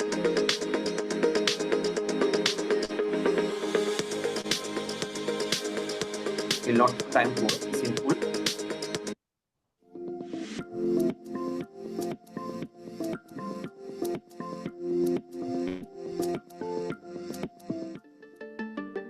can see they are with great precision. Also, to extend the shelf life and maintain the quality of the bananas throughout the processing, they are pre-cooled to reduce their temperature quickly. This step slows down the ripening process and helps in maintaining firmness. Pre-cooling is typically done in large pools of cold and fresh water, possible only in hot areas, so they are going to hit a long trip, so that disinfectant spray is a must. Sit back and wait a moment, because the journey has just begun. You're going to witness the real chip production ahead. Sometimes you might sell part of your production at this stage, and some part for the manufacturing. This is no mediocre banana production factory. They need to handle and transport thousands and sometimes millions tons of bananas. In addition to producing banana chips, the factory also exports fresh bananas. Using the same rigorous selection process, only the best bananas are chosen and carefully packed to maintain their quality during transport. To make banana pulp. The process starts with receiving crates of fresh, ripe bananas. Initially, the process is the washing. Fresh bananas have a short shelf life and can quickly become overripe, but processing them into pulp helps extend their usability. So different processes. The smooth, creamy texture of banana pulp makes it an ideal ingredient for smoothies, baby food, and baked goods, adding natural sweetness and nutritional value without the need for artificial additives. In the banana chips production process, it all begins with selecting the perfect green bananas. Green bananas are preferred because they are firmer and less sweet than ripe ones, making them ideal for slicing and frying. This is the banana slicer that transforms raw bananas into uniform slices of consistent thickness. Talking about thickness, it must be around 3 millimeters thick to get the perfect crisp. There is kind of a cutting and process. Here the frying begins. This super satisfying industrial fryer is going to produce the crispy golden brown chips. This machine features a different process. You can understand that it flows through different processes, and at conveyor belt system that carries. You incur direct material and direct labor cost, in addition to the overhead. The fried banana chips out of the fryer to ensure the even frying. As soon as they add the finishing touch to the banana chips by applying flavorings or several seasonings, they are sent for final packaging. So you are adding seasoning in a particular process, so that additional raw materials are added.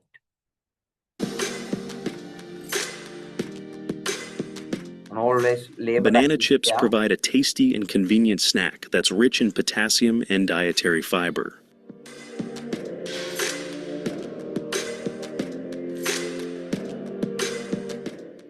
Using these multi-head weighing machines is a way more efficient and quick way of packaging the right amount of banana chips every time in every packet. And you do the packaging, so that's the final stage of your production. So that's how it happens. You have the full video, so feel free to watch that. Now, because of the time limitations, I will not go into details. But you can see that, most of the time, this manufacturing happens in a process environment where you have consecutive processes. So the output of the first process becomes the input of the second process, and it goes on. Now, when it comes to processes, you can see there are two types of losses. One is a normal loss. So if you look at that banana, in the first process, that the peel is taken off. So that's normal, that's normal. So that's that even under efficient conditions, you can't avoid that. That's a normal loss, what we call as. So it can be weight losses, shrinkages, evaporation, or it could be rusting, or it could be, some taking off of certain materials. So if you look at glove manufacturing, even what would happen is that you will get the latex, rubber kiriyaken, which is with a lot of impurities. You add some chemicals and you remove all the impurities. So that becomes a normal loss. Okay? So what happens is when there is normal loss, it has to be absorbed by your good production. Okay? But you might have abnormal losses. due to some unfortunate situations like poor working conditions, machine breakdowns, or sometimes poor trained employees, you might have abnormal losses, which is not charged to your good output. That's why we call it, it is treated as an expense. It's treated as an expense. Let's see how it happens. What you need to understand is normal loss is something inevitable. It's something expected. Yeah, it's taking off the banana peels, Then abnormal loss is unexpected, and that could have been controlled. Therefore, that is not absorbed to good production, but that is treated as an expense. But remember, in your organization, if you continue to have abnormal loss, you have to properly do an investigation and identify what are the reasons as to why abnormal loss is occurring. Then you have to do the corrective actions. But we know that abnormal loss, as the name implies, it's abnormal. It's not always happens. Okay, let's try to do this simple calculation to understand the accounting. Remember, this is highly complex. I'm sure that the guest speaker who comes in today will explain us the complexity in applying process costing in the real life situation. But let's see this simple example. Let's read this one.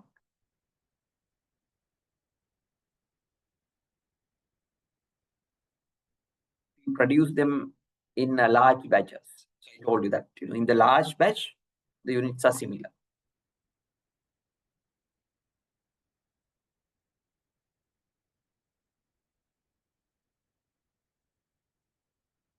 All right.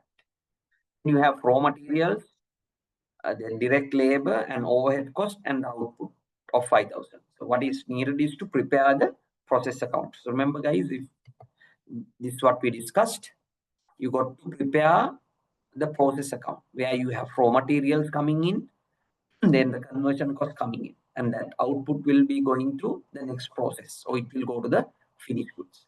So let's try to prepare a process account. Once again, let's get an Excel sheet.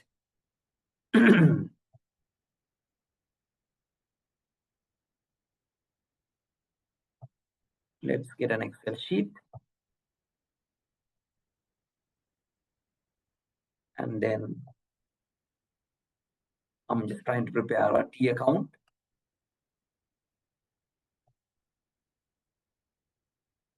And here there's a difference. The difference is I prepare the T account with 2 columns.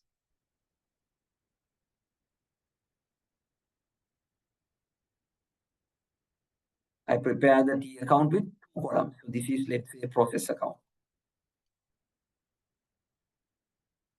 And I have 2 columns. This is for the quantity. And this is the rupee column or value column. Once again, this is the description. The first one is the description. Description, quantity, rupees. Same thing I copy to the credit side. You can see this a T account.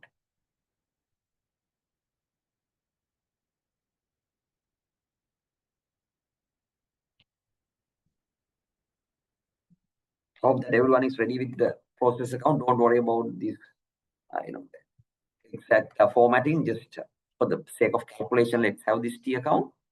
So you have description, quantity, and then the rupee value, or you can even dollar account. This quantity could be kilograms, liters, depending on your manufacturing.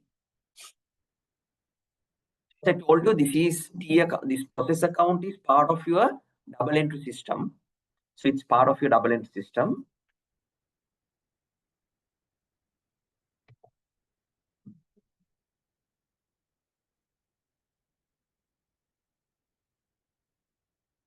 And you have raw materials 5,000 kilograms. Then cost of raw material is 30. Okay. So let's have raw materials have 5,000 kilograms. This 5,000 into 30 rupees. All right. So you debit it. Raw material control account is credited. Process account is debited. All the inputs are debited. If you remember this diagram, all the inputs are debited. Then we get direct labor cost, 100,000. Direct labor cost, 100,000. And one more thing, what is important here, now here in your process, the quantity is the kilograms. If you have labor hours, don't include that as a quantity, because you measure the quantity in terms of labor hours. Sorry, in terms of kilograms. So it's 5,000 kilograms. So you have direct labor.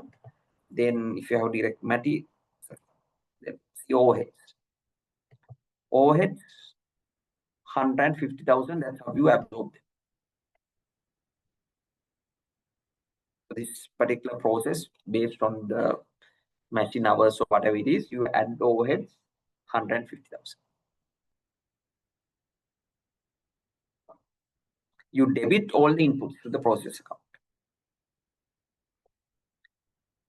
Then it says output of the process is 5,000. Output of the process is 5,000 kilograms. Please complete up to this level. So this means this output goes to the finished goods account, or if there is process 2 account, this output will go to process 2 account.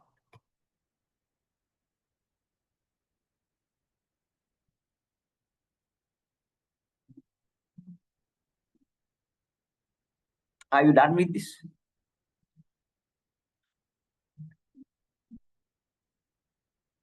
Are you done with this? Give me a yes or a thumbs up.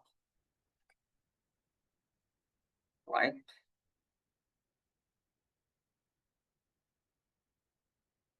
All right, great.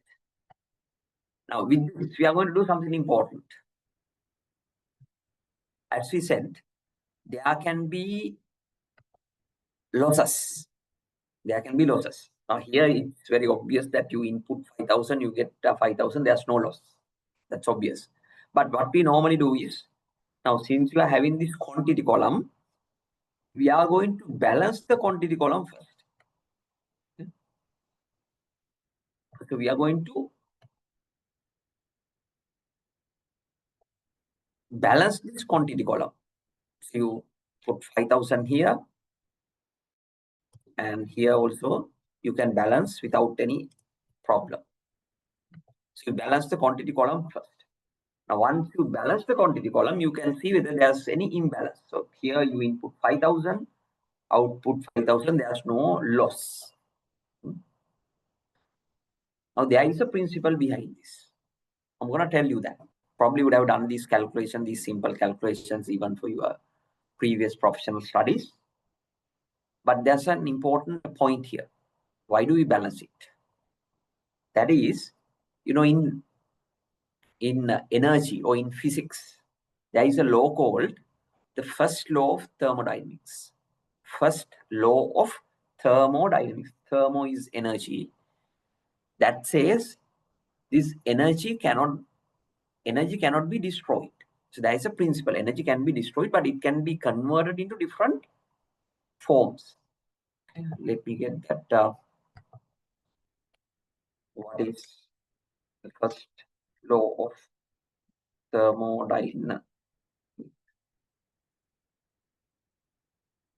So Gemini is telling me, it says this first law of thermodynamics, it says energy cannot be created or destroyed, only transformed from one to another form. We follow the same principle in process costing.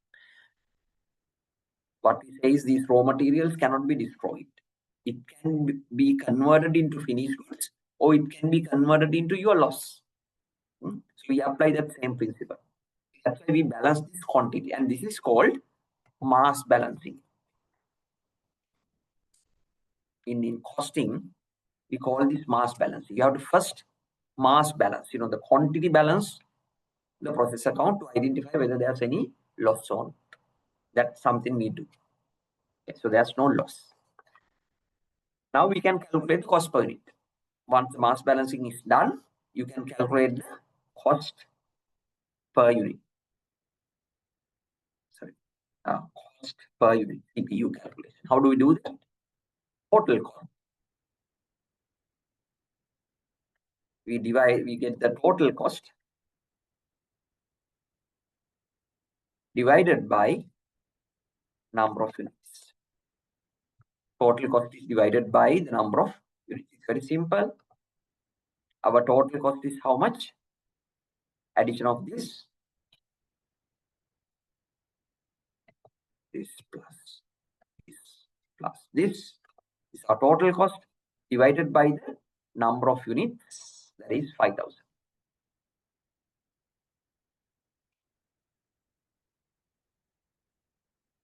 So your cost per unit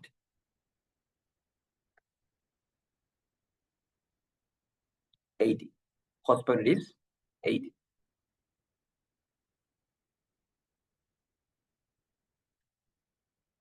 Yeah, we will have to adjust for the WIP, that we will not discuss it here, but I'll tell you what to do. So the simple method is you get the total cost and you divide it by the number of units so that you can get the cost per unit. Because how we can do this? Because the units are homogeneous. In this process, in this particular very large batch, the units are homogeneous so that you can divide the total cost by the number of units so that you get the cost per unit of 80. Using that 80, you value your output. You have 5,000 units, which is now valued at 80. 400,000. Now you can balance the quantity column, sorry, the value column.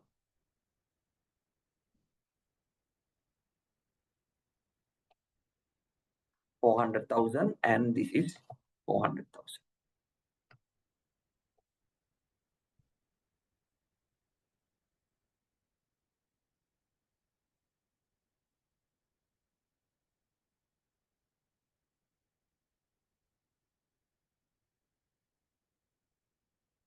You know, it's a simple process. You calculate the cost per unit, total cost by the number of units, and then you get 80. This is a very simple method of doing that. But now let me add you some complications.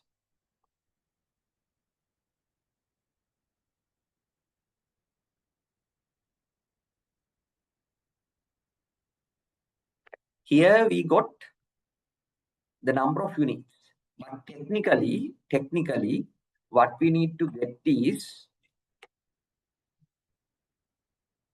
expected output. Expected output, which is same as input minus your expected loss. Expected loss. So that's how it happens. I got the number of units, but that's a simple measure. But if you look at the technically the correct one, you have to get the expected output. So what is the expected output? That is input 5,000 minus expected loss. What is expected loss? That is your normal loss, which is expected. You know, that banana peeling. That's the expected loss. So that expected loss has to be deducted. But here there's no loss. That's why I simply got the number of units that you input. Okay. Are we clear with that? So total cost divided by the expected output. So when you do this, you already have these standards, the numbers, so that you can apply them very easily. So let's go to the second part. Sorry, we have prepared the process account. Now we have done the cost per unit calculation. Then the third one, part C, it says there is a normal loss of 10%. And the finished goods are 4,500. Now the things get changed.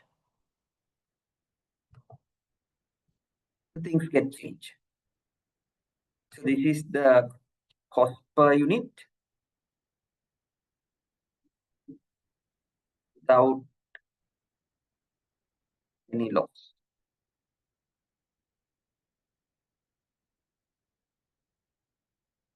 This is the cost per unit without any loss. Let's see how it happens. Now what they say is normal loss is 10% and the finished goods are 4,500. All right. So normal loss normally comes to the credit side of the account. So normal loss, they say 10% of the inputs. This 5,000, 10%.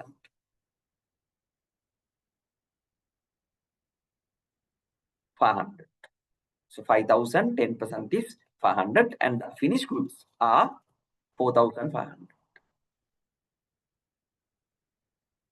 Finished goods are 4,500. Same account. Only difference is now it is normal loss 500, 10%, and the finished goods is 4,500.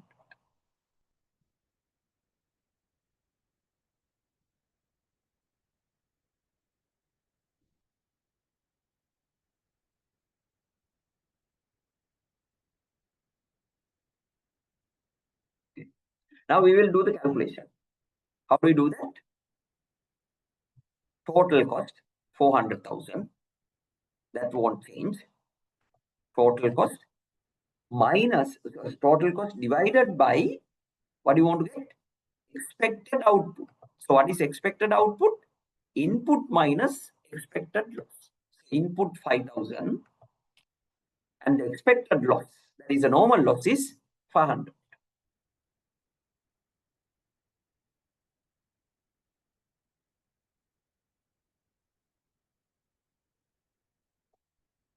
Input minus expected loss 500. So that your answer is, so CPU with normal loss 400,000 divided by 4,500. Now the cost goes up because there's a loss and that loss has to be absorbed by the good output. So you can see the cost goes up 88.89. With that, we value our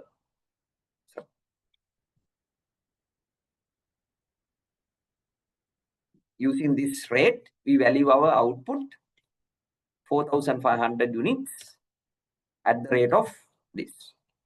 You can see it balances. So normal loss doesn't have any value because you don't value it. Okay.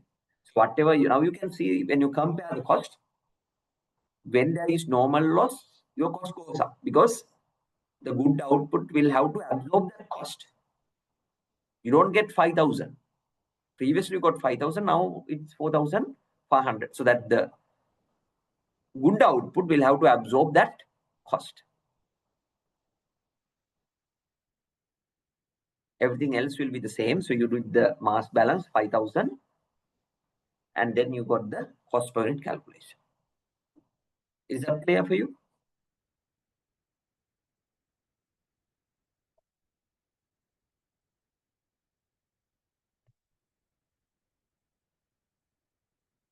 All right.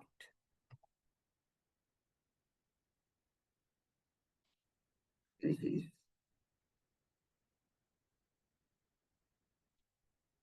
okay.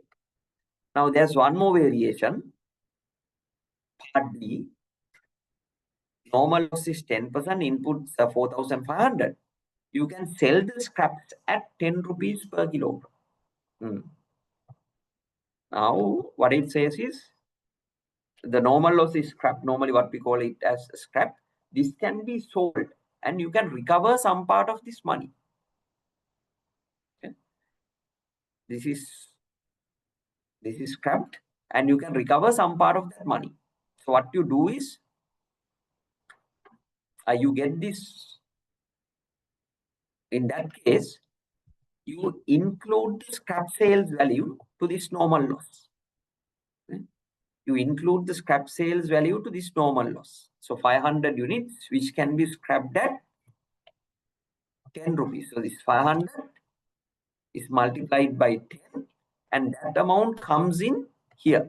So remember, this is not that you cost the normal loss, but this is the scrap sales value of normal loss.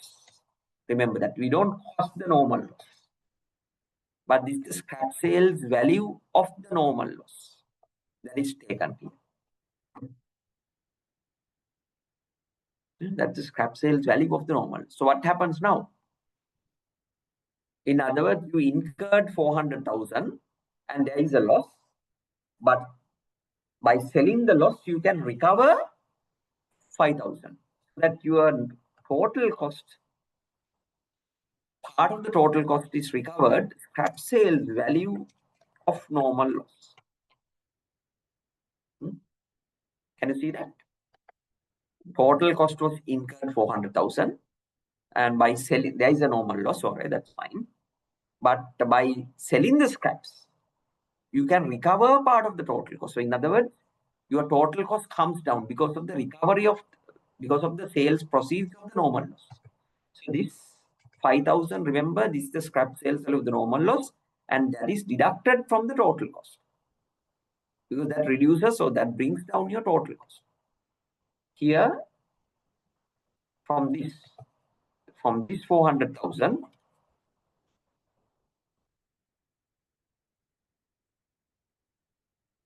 you deduct 5,000.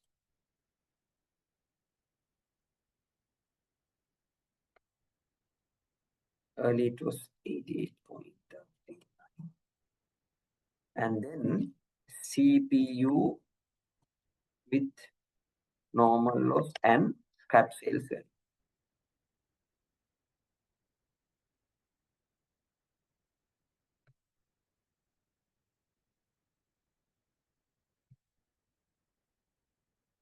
What is that?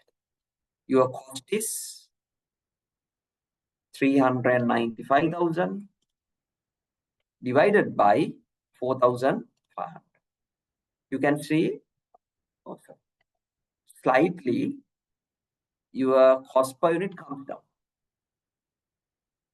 Compared to 88, now it comes down because you recover part of your total cost by selling the scrap sales profit.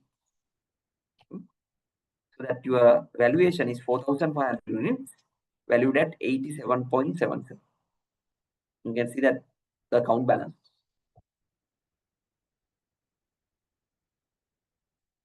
Are we clear with that, please?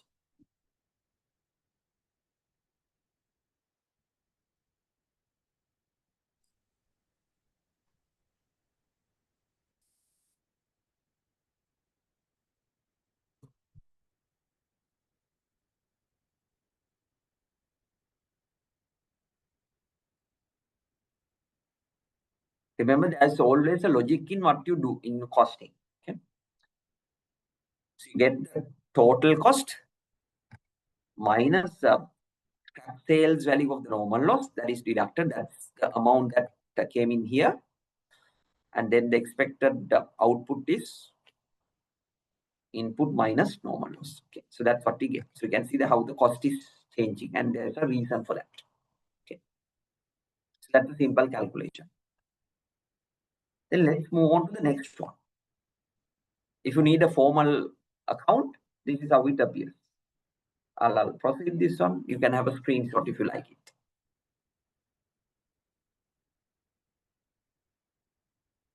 That's the answer to the first one.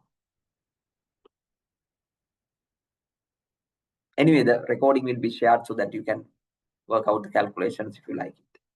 Then let's go to the next one. So it's a new question, but we need to have this process account. So what I will do is I will copy that everything.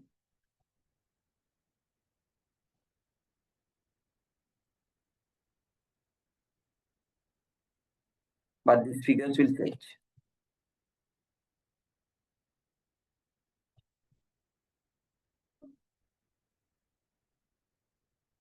I'm moving to activity number 5.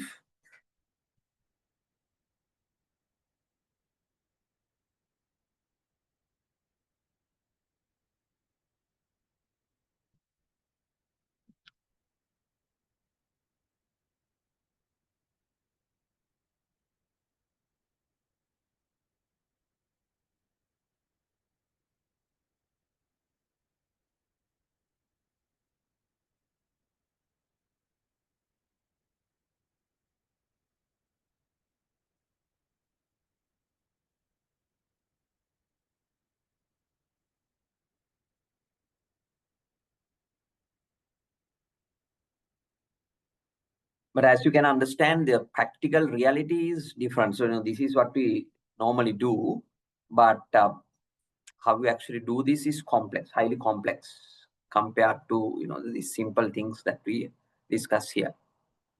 All right, so let's move to the second situation where you have a loss, abnormal loss. So let's try to insert them. Raw materials 2000 kilograms, raw materials 2000 kilograms, then value of the raw materials is 50. So this 2000 is valued at 50. Cost of raw materials is 100,000. If you look at the double entry, if you like it, so it's raw material control credited, process account is debited. Then the conversion cost 75,000. As I told you, you might not have direct labor or overhead cost being labeled, but you might have a single cost item coming in, 75,000 conversion cost. And thereafter, there is a normal loss of 10% of the inputs. Normal loss is 10% of the inputs. 2000 into 10%, 200. And output of the process is 1720. 1720. And once it is done, we will do the mass balance. Mass balance is what? You balance the quantities. Here you can see that debit side quantity is 2000. And once you put the 2000 figure here, you can see there's a missing figure. There's a missing figure of 80. That is what we call as the abnormal loss. Abnormal loss. Why it's an abnormal loss? I'll explain you.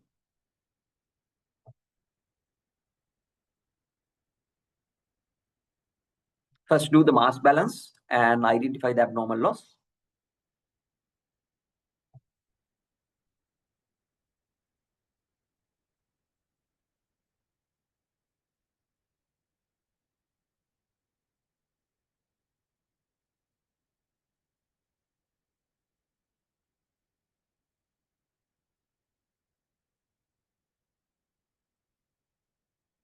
Why this is called an abnormal loss?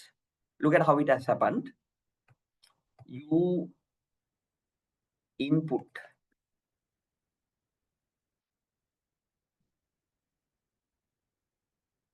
$2,000, then your expected loss, normal loss that you expected loss was 200. But your expected output should be 1,800.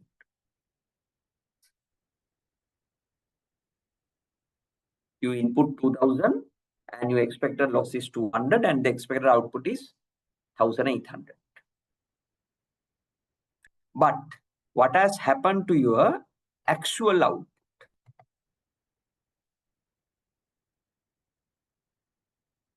What has happened to actual output? Actual output is 1,720. Actual output is 1,720. So you can see your expected output. Expected output is greater. Expected output is greater than your actual output. Expected output is greater than your actual output. In other words, your actual output is less than the expected output. So what does it mean? There has been a loss which was not expected. There has been a loss which was not expected. That's why we call it abnormal loss. Due to your inefficiencies, due to some machinery breakdowns or some sort of problem is the abnormal loss. So what can we do? When there's an abnormal loss, that loss has to be absorbed by the good output. The loss has to be absorbed by the good output. That's the principle. And let's do the cost computation. CPU, this won't change. Total cost minus scrap sales value of the normal loss divided by the expected output. So that your total cost is the addition of these two. 175,000. Then your expected output is 2,000 minus the normal loss 1,800. Now you can get the CPU 97.22.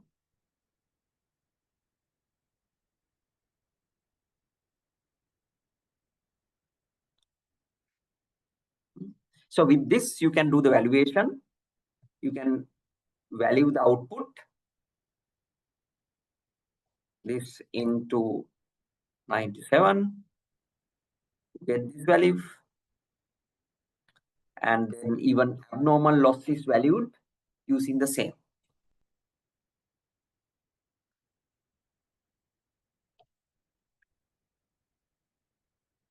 We don't value the normal loss, and there's no scrap sales value for the normal loss as well.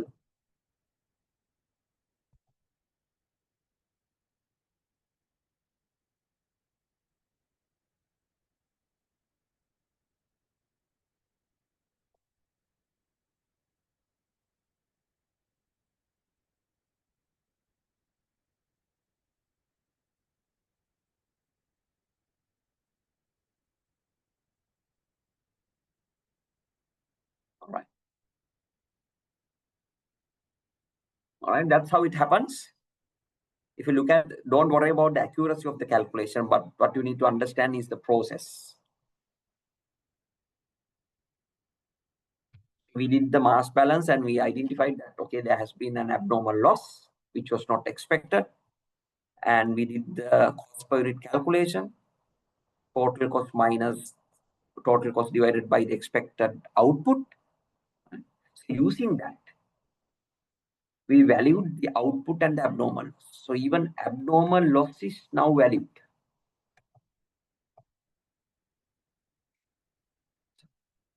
Abnormal loss is even valued.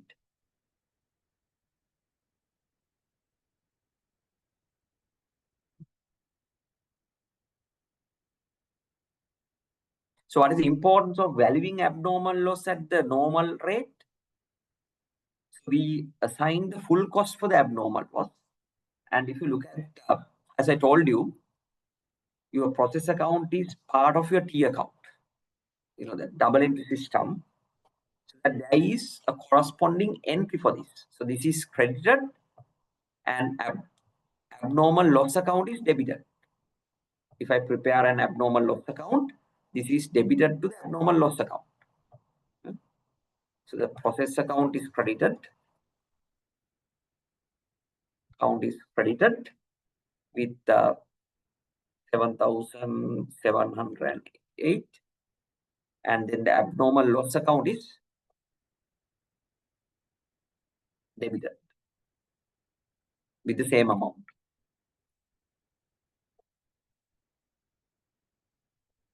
So this is a double entry. So this goes to the abnormal loss account. So this abnormal loss account is an expense account.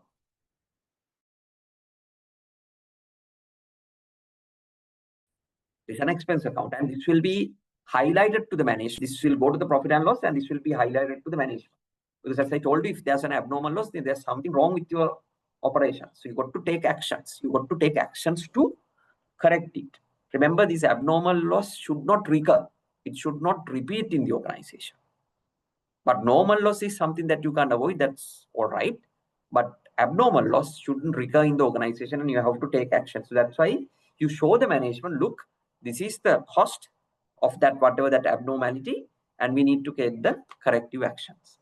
So that's the purpose of assigning the full cost for the abnormal loss, and that is brought into the attention of the management. I hope that's for you.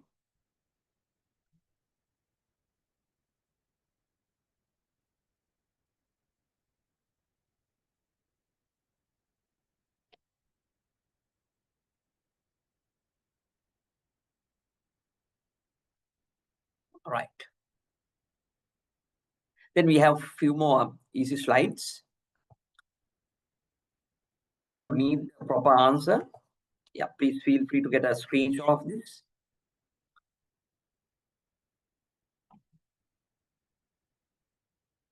Because I want to complete these slides because already the guest speaker has joined.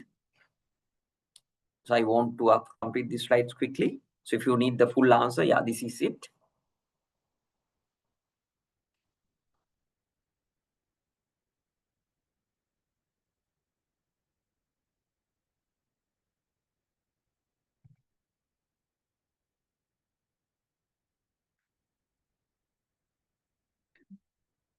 Then there can be situations where, due to some abnormal situations, you might get an abnormal gain even due to your inefficiencies, due to your efficiencies, or maybe the standard errors, because you allocate a particular you allocate a particular expected loss percentage, but you know that your company's operations are more efficient, so that you might get an abnormal gain even. Okay? If you have an abnormal gain, you can work out this calculation. Because of the time limitations, I will not go into details. But when it comes to an abnormal gain, the condition is your expected loss,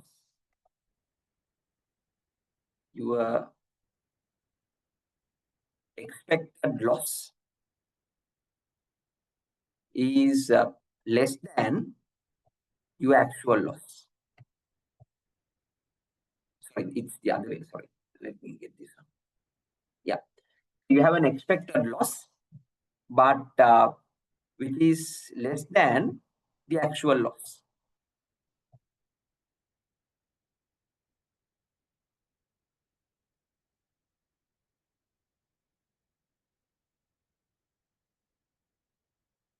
Wait. Actual loss is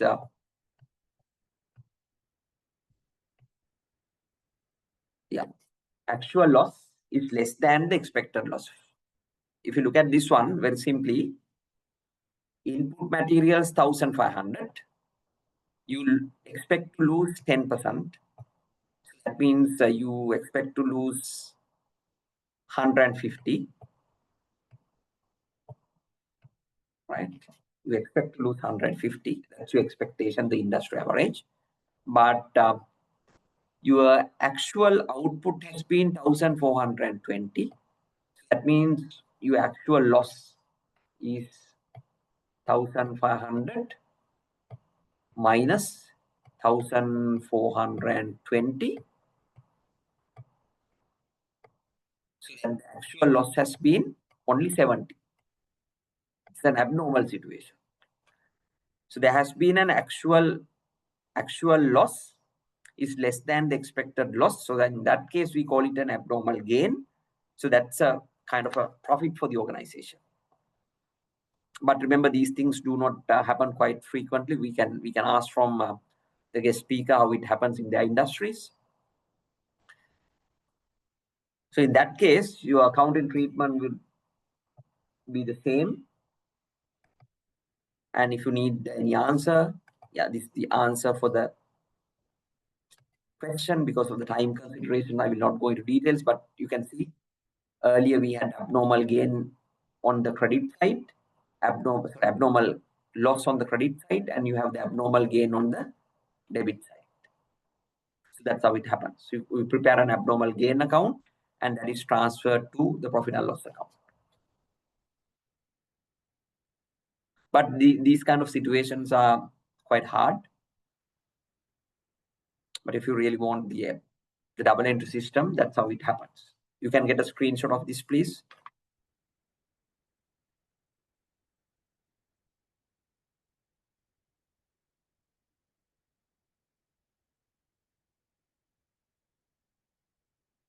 All right. Then someone wanted to inquire about the WIP, that is how to account for the WIP. That becomes a complex process, so that I will not actually go into details within this limited time.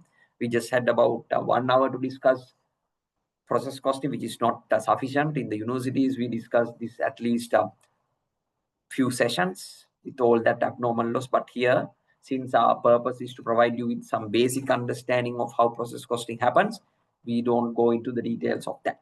Yeah. Please get a screenshot. I'm going to move to the next slide very quickly.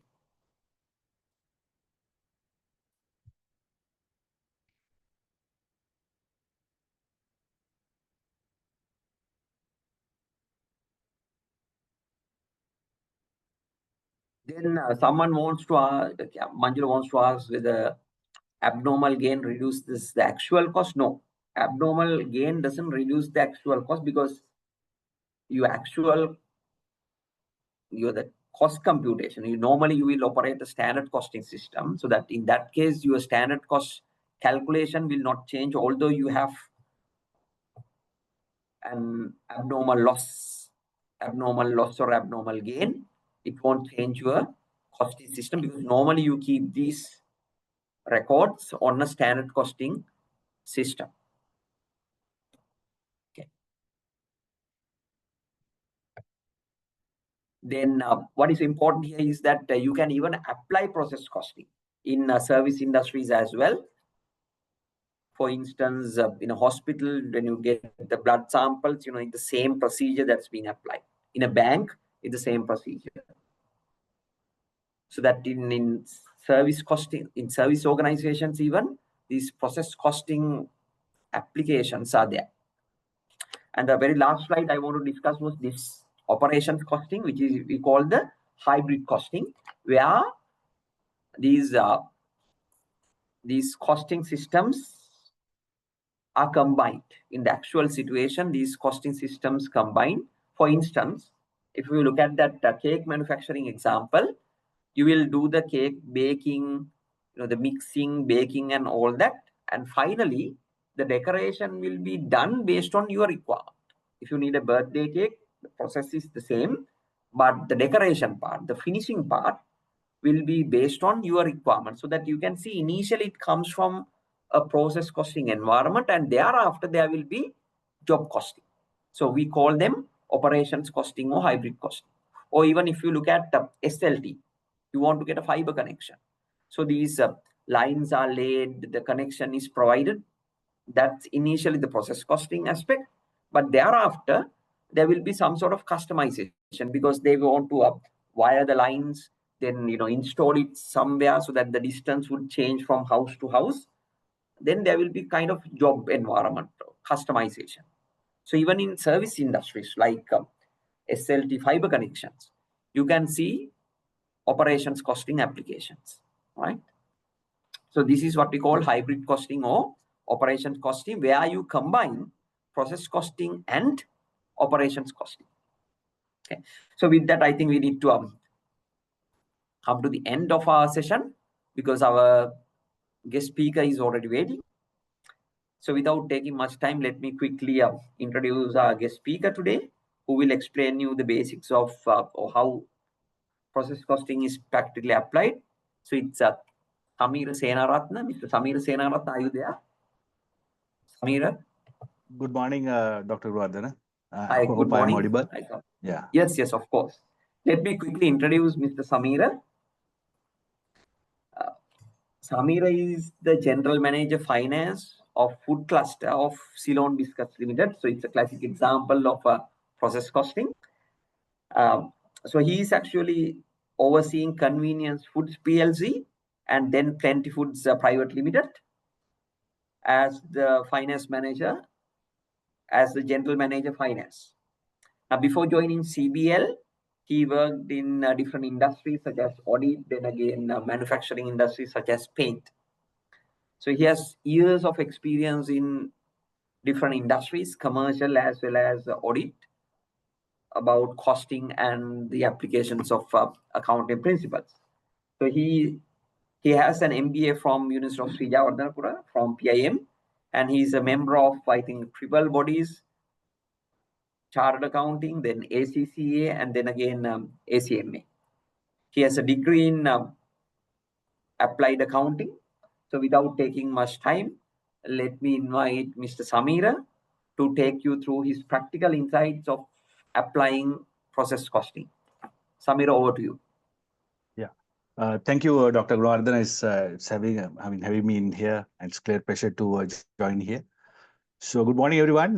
Let me share my screen, Doctor. So I'll share my screen from my side. Let Yes, me know please. when you can see the screen. Yeah. Yeah, sure. Yeah, we can. You can, right? So Samira, I will switch off my camera so that you will be visible. Sure, Doctor. So since considering the time factor point of view, let's move on. So thank you very much for the interaction, Dr. Nathan. So why I'm here is to give you kind of a practical aspect of the process costing where from our manufacturing experience point of view, that's why I'm here. So Doctor wanted to have some insights on the practical aspects. So here, I'm not going to touch upon these definition and all because I'm sure Doctor has already gone through. Where my objective is to take you through how this final product of Samaposha, CBL Samaposha has come from this process costing, right? So that's my objective. Where I'll be taking you through, how we work here and how we do the costing, how the process costing works to come up with end product CBL Samaposha. When you look at from the process point of view, we all know it starts with the input, right? To have this end product, you need to have raw material. So this is where when you have a series of product, like continuous nature of production process, this process costing involved. So when you look at from a product like Samaposha require kind of a continuous nature of production process. So in that case, the costing method like process costing is important. And where the production flow from series of sequential processes. Let's see what I'm referring here as series of sequential process. So similar to our food processing industry, the process costing is used in oil refining, paper making, chemical, medicine, and paints manufacturing as well. So let's focus on the how food process industry or food manufacturing point of view, how this process costing works here. So when you look at Samaposha, we require kind of a raw material, corn, soya, green gram, white rice, kind of a in raw material point of view. Those are grains. And also packing material. So you can see the outer reel here, so which require some costing. So the packing material is also there. And also a very important factor, labor. Labor as well as overhead. You can see on the side of the picture which require machinery. So essentially there will be a direct overhead as well as indirect overhead. So overhead part, of course, is involved here. So when you look at from the process point of view, which is the middle part of it, right? So this is our the process. This is where the process costing applied here. When you look at the first step is the processing. So when you have grains, it has to be processed. Once the grains being processed, it has to go to extrusion process. I'll show you some images, what is this extrusion and all. After extrusion, it should go to blending. From the blending, it will be going for packaging or packing. Then the like manufacturing process completes. So if you look at processing, it has input, process, output as a sub-process also there. So that's the beauty of it. So when you have the process, when you process the grains, there will be output in the process unit. It's a cost center. Processing is a cost center. From that cost center, there is output. That output will be transferred to extrusion. If you look at processing, there will be sub-processing also, like seed cleaning, destoning, milling and all. From that output, we will be transferring to extrusion. So that is why it's a process costing. That input will be processed again in the extrusion and there will be output. Again, that output will be transferred to blending. So again, there's a process. Likewise, it's continuing. So packing also same. You can see this continuous, like it's a series of sequential process. So that is why this process cost is important. Now, when you look at from end of that process, what you get is the output, which is our finished product. So that's the overall process in nutshell. So now what we are trying to do is let's deep dive and see how this works. So I mean, even though I summarize this process to this kind of a small diagram, uh, I mean, how it works is like it's a condensed version. This is the exact steps involved. So you can see the processing section. There are some steps involved, and extrusion. There's steps involved, blending and packing, and the final outcome. So this is a sequential. So that this is where the full full process which I have summarized here. All right. Okay. Now, when you look at from process costing point of view, we in our manufacturing setup, we have 4 steps involved in process costing, where first we determine the output and the losses. And there are sub elements like we need to determine the expected output. So when you put some raw material in, you can't expect the same raw material or the grains will be coming after processing also. There will be, obviously, there will be a normal loss that is inherent to the process. So if you look at, as the doctor explained, normal losses means like certain losses are inherent in the production process and cannot be eliminated. Liquid may evaporate, or like when you go to a furniture and all, if you are making a furniture, the wood and all will go as waste, right? So these losses occur even under efficient operating conditions and are unavoidable, right? So, and also they are referred to as normal or uncontrollable loss. So that is what you would see on the second step. Where why we say, because there are inherent part of the production process, normal losses are absorbed into that, right? So by dividing the cost incurred for the period and by the expected output from the actual input for that period. So one side you expect this outcome should come. For example, I'll take a specific example in the next slide, then you will understand. For the moment, just understand actual output and the expected outcome are two different. So that is what I wanted to stress here. And the third point is, the third suppose is the calculate the equivalent cost if there is a cost closing or operating work in progress.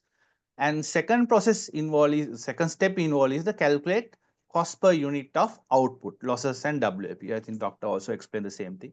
Determine the cost per unit of output or the cost per equivalent unit. And if you look at the difference between 2 and 3, here 2 is for the per unit basis. But for the third one is the total cost of output, losses and WAP. There will be opening and closing WAP. And based on that, we prepare the statement of evaluation and we post it to the accounts, like that is the process account. So this is the 4-step process involved. Let me take, very familiar example. Let's say when you get this product, let's say MRP is 185. What is MRP? When consumer go to a outlet, he has to pay some money and get that product. So let's say 185 rupees. In that case, obviously there will be a retailer discount because we will be going to a retailer to buy that. So we will have to give a retailer discount. So that is here. And since we are a manufacturer, we won't be able to go all the retailers in the country, right? In that case, we need to appoint a distributor so that we will have to distribute those products through a distributor. So we'll have to give some amounts to him also. And the VAT and SCCL government tax anyway there. So the list price is there. General retail trade scheme anyway there because this operates on a target scheme. And obviously there will be sales return. For that also there is allocation. And factory to distributor point, there is a cost involved, that is also distributor freight. With that, net sales comes. But up to this point, it's about sales structure, right? Where the process costing involved is this part, where the cost of sales calculation, where material cost, conversion cost.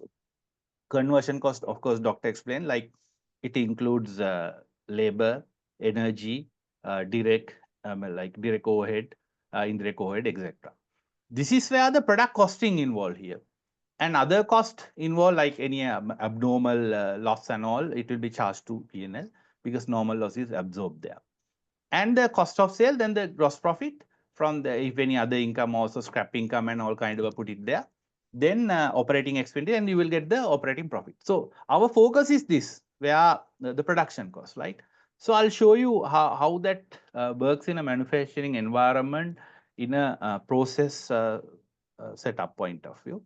So if you look at this 18, just remember the figure 71.30, right? That is for material cost, conversion cost of 18. So 89.65, right? So that is the figure hits here, 71.30, 18.0. Now I'm going to show you how this 71.30 and 18 rupees 35 cents has arrived, right? So let's look at that, right? So if you look at our product, there is a backward integration. What do you mean by backward integration? There is a process involved with the local raw material sourcing point of view. So we have partnered with the raw material sourcing also. So we we get the harvest from the farmer directly. Then it will come to our warehouse. So grains are unloaded at the warehouse and subsequently transferred to factory also. So these are the process involved, very preliminary level. And then it will go to processing. This is where I was referring as processing. So if you look at processing, it will be processed at the factory.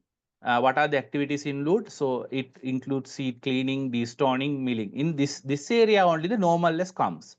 So when you include something, let's say 100, you will get only 99. 1% will be anyway normal loss. That is expected. But when you actually do the production, it could be 98. When you put 100, 98 only comes, 2 gone. In that case, one is normal loss, other one is abnormal. So as doctor explained, abnormal loss is not tolerated. We will have to do a root cause analysis and take management action to rectify it from the next process onwards. So that is, looking at on a very continuous basis as well. It's being continuously reviewed by the production manager. It's the KPI also to him. Then it will be coming to exclusion. So when you do the exclusion, there will be another normal loss also. So that also we expect when output is coming from processing to exclusion, and when you compare input versus output that is transferring from exclusion to the next step, there is a loss. So that also we consider normal loss. So those are inherent. We accept it because actual output is equal to expected output. Output is extreme situation. If that is the case, it's good. But normal loss has been absorbed to the byproduction because of that, right? Right. Now it will be going to blending. From blending also there will be a normal loss. From blending again it will be going to packaging. So this is the full process. Now if I deep dive into one by one on the process point of view, this is how the processing works. Grains at the warehouse being unloaded at the factory. Then at the factory level, processing starts. So it involves drying, desoning, dehulling, cleaning process, right? This is where the normal loss happens. So if you look at this costing, right now I'll be going to some numbers. So if you can focus on these numbers, let's say, for example, right? If we put 1,000 corn, 1,000 kg soya, 1,000 kg white rice, and 1,000 kg green gram. I'll take the point also. We know from our previous experience only 3,845 will be the outcome. That we know because we have done it previously.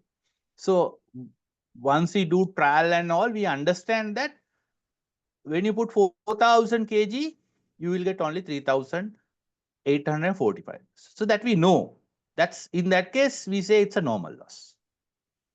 And when you now in practice scenario, this is where the practical things come into play. Normal loss also we identify, right, into certain categories. We look at what is the normal cost. So this part of the normal cost comes from the hull loss, and the part of the normal loss coming from the processing. So that is why the percentages are here, right? So these are the assumed percentages, because I don't want, I have not put the actual numbers, just a different number from the confidential point of view. But let's say normal loss principle is same. So the normal loss, there will be a normal loss around 2.8%, and then the processing of 1.1, then what is the normal total one? 3.9%. So if you will put 4,000, we know that expected quantity is 3,845 only. We consider as a normal loss of 3.9%. Now, this could be varied when we do the production also. Sometimes when we do the production, it might go to 4.9%. So the 1% we consider as abnormal loss. That the production manager is accountable. In fact, there will be report directly going to a CFO of the company if there's abnormal loss. Here there's abnormal loss happening. You need to investigate. So to that level, it's been structured to understand why there is a normal loss, right? So there will be reasons, and sometimes we take deep dive and take root cause action, take the corrective actions. Then then we will apply the recipe. So recipe also confidential stuff. I have put a dummy recipe here. In that case, let's say a corn is priced at 175 rupees per kg. Now 1000 into 175, we know the value, right? But when you go to when you have this, because of the normal loss, the cost also gone up 183. So likewise, because of the loss, cost also gone up.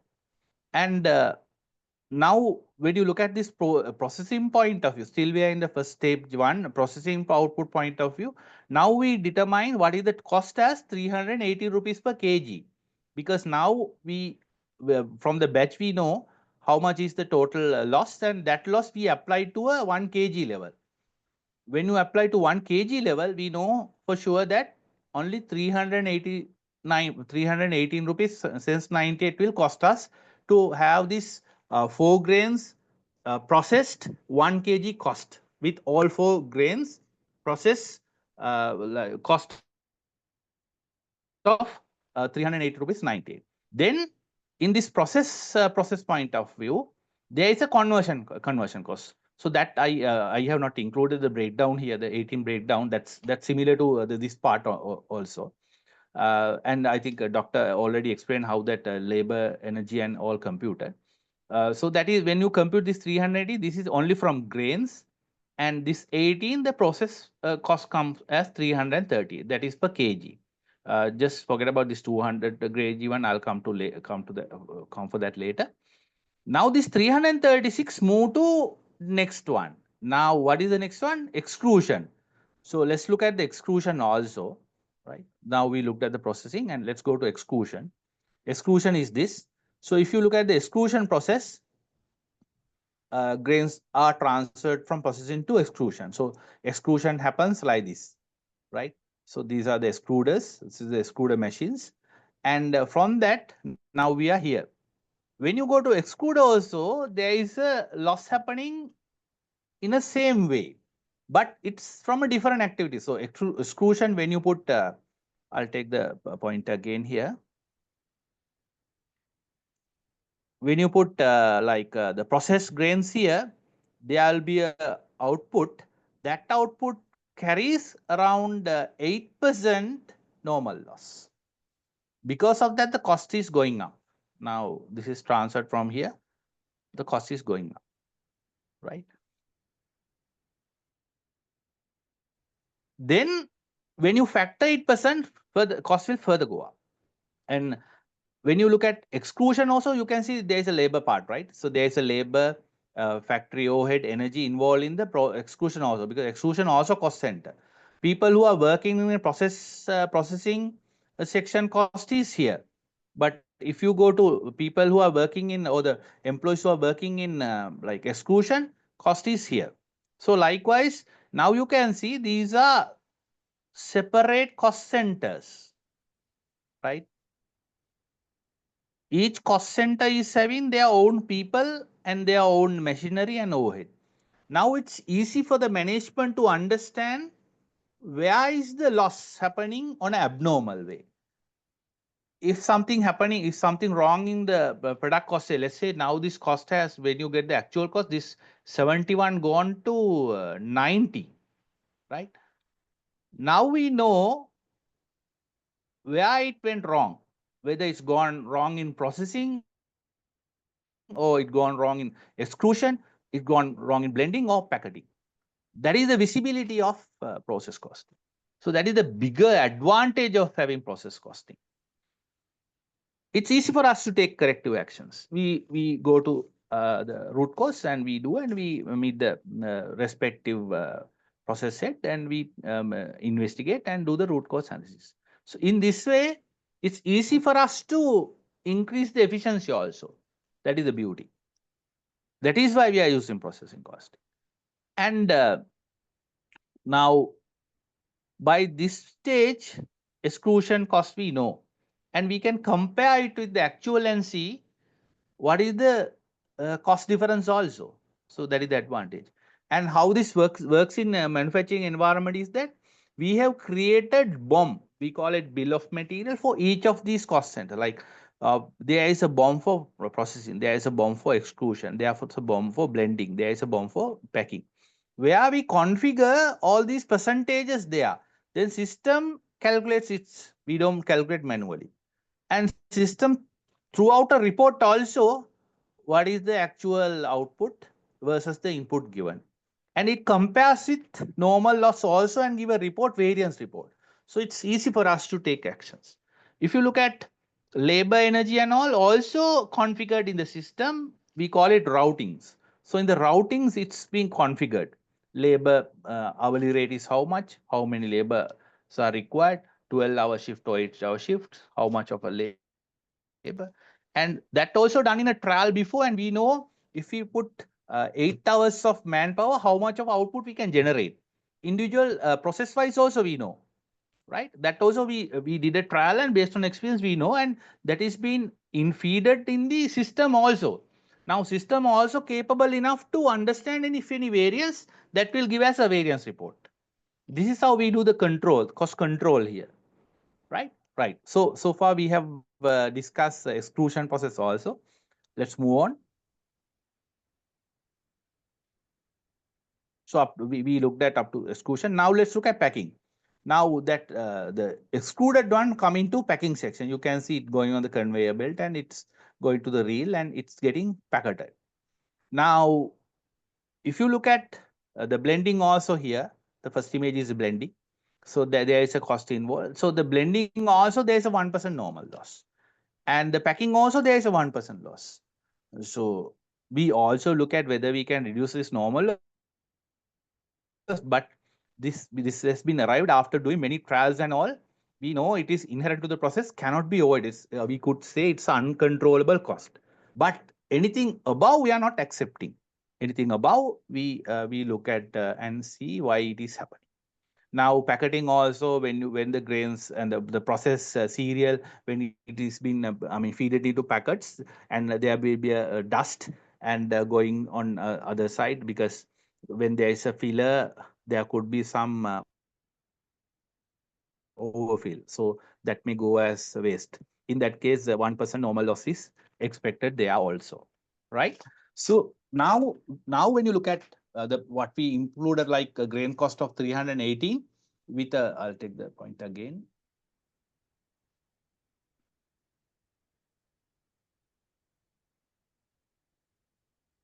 Now you can see where grains only 318, it has with the conversion cost of each of the ones, and with the normal losses, now it has gone to 440. See the cost difference, it's huge. When you divide this by 1000 and multiply by 200 grams, the 200 packet cost comes as this 71.30 and 18. So hope you can remember in the SKU costing, the stock keeping unit costing, you saw these numbers, right? So this is the flow, how that comes. So now I'll show from the costing also.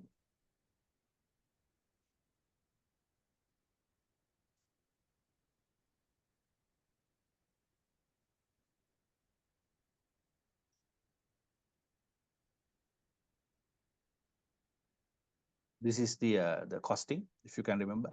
So we reconciled. I showed you how this process costing works here and get these numbers, right? Right. Now, if I comment on the, just give me a minute, I'll go to that sheet again. Yeah. If I comment on why the process costing is important and what are the practical aspect of it, I think this slide talks about it, right? So when you look at from practical insights and application of process costing in serial manufacturing point of view, number one advantage is that cost control and the transparency. Why we say cost control and transparency? Because each process, processing, extrusion, blending, packing, is treated as a cost center, right?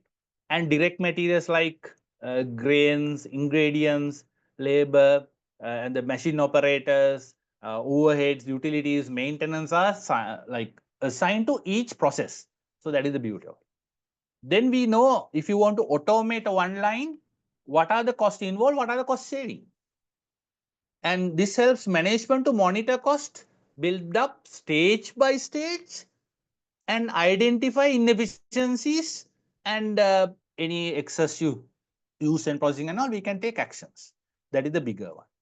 If you look at second one, inventory valuation, of course, process costing allows accurate valuation of work in progress and finished goods. In between these cost centers, what are the costs, what are the items that are remaining at the month end, we can look at, right? And in a cereal plant, WIP might include semi-cooked or partly dried cereal also.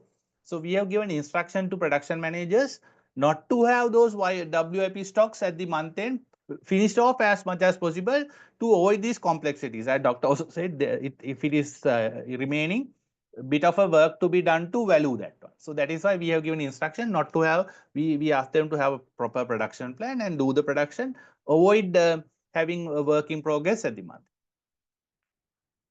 Otherwise, what we do is using equivalent unit of production, cost can be fairly allocated to both completed and incompleted like products at the month end. So that also we do if it is unavoidable.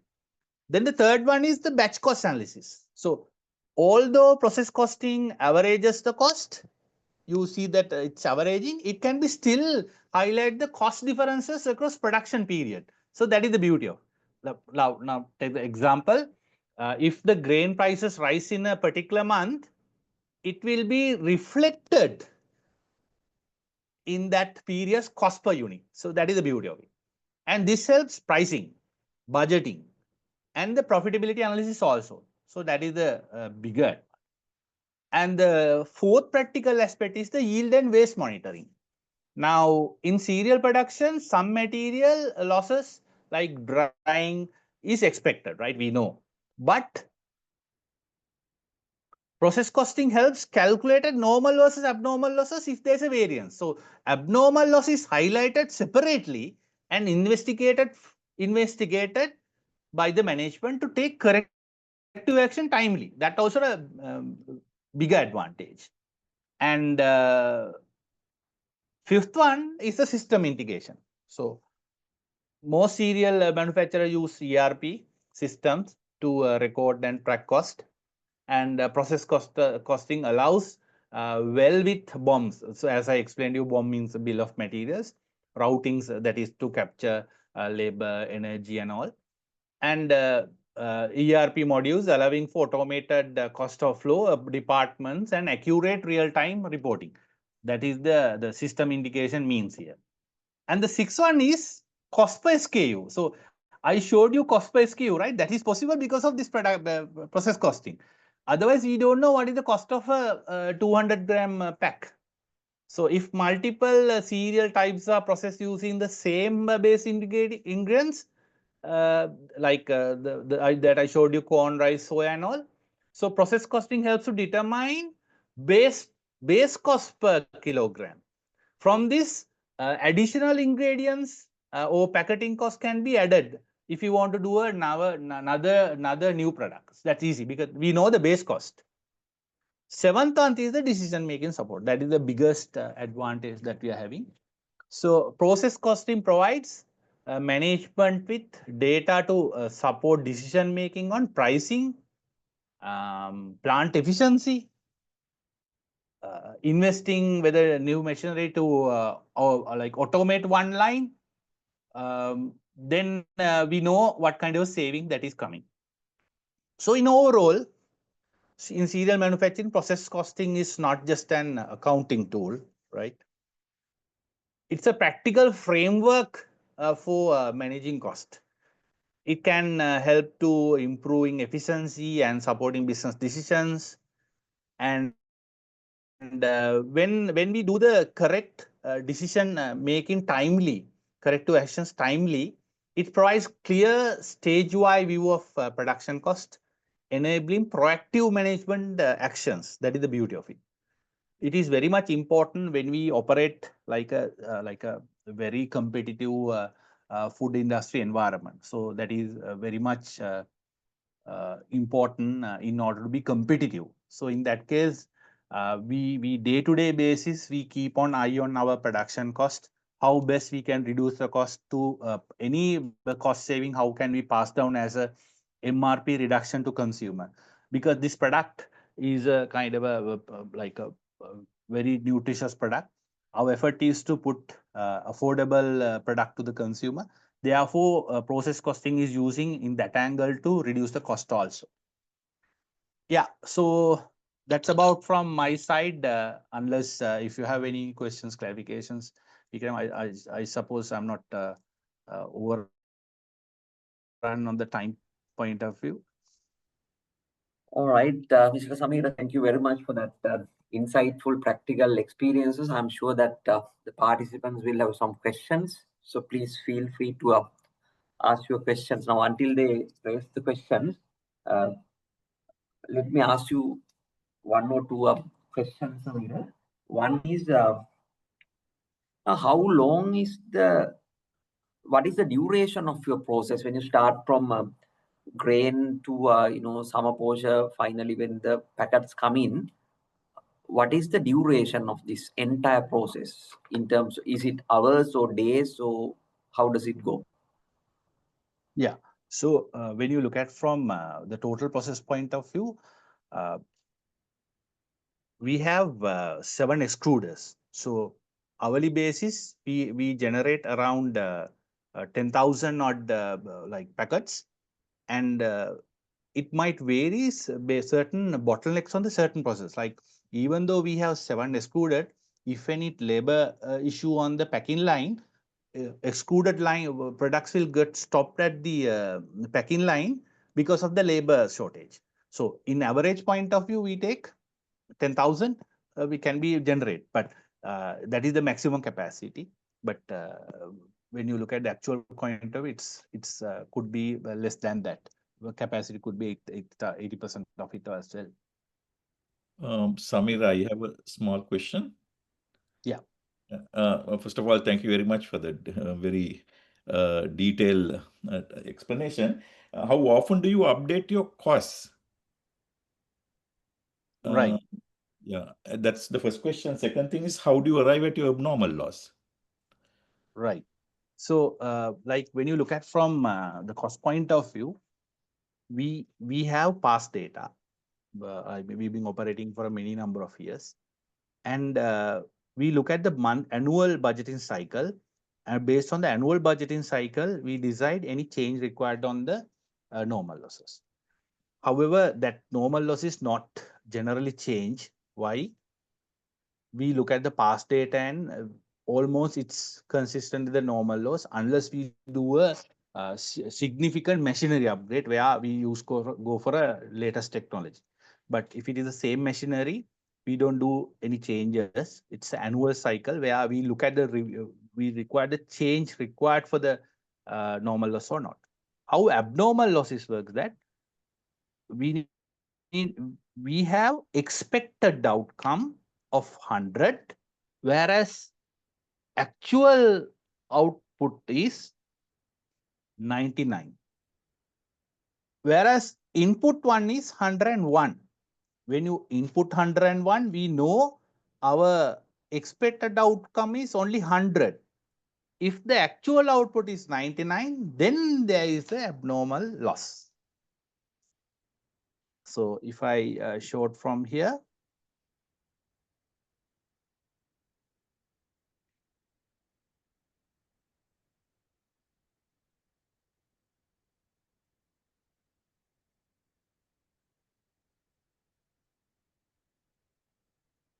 when you put 4,000, we know expected is only 3,845. If the actual is 3,800, we know 45 gone as abnormal loss. Clear? Yeah, and then how often do you update your cost? Annually. Annually, yeah, okay. Annually. Normal losses and all we update annually, but the variances are looked at on even on a weekly, daily, and monthly basis also. Any abnormal loss, we take the actual time to, whenever there is a deviation. Okay, thank you. Yeah. Mr. Samir, there's one more question on the chat box. Can you see that, please? Or do you want me to read it out? There can be planning stage 1, right? That's the one you're referring, right? One, and then there's two more questions on the top. Yeah. How do you manage seasonal raw material price fluctuations? We don't see seasonal MRP changes. Yes. So that of course it goes to the price variance, and they like when you now let me share the screen again. So you can see the prices here, right? So this 175 is a weighted average one, right? So when you look at the grains point of view, some grains might have into the system with 160. Some might have into the system 190. And it depends on how much you bought from 160. Let's say you bought 2,000 metric tons from 160, whereas 1,000 you bought from 190. The weighted average one is the one this call as 175, right?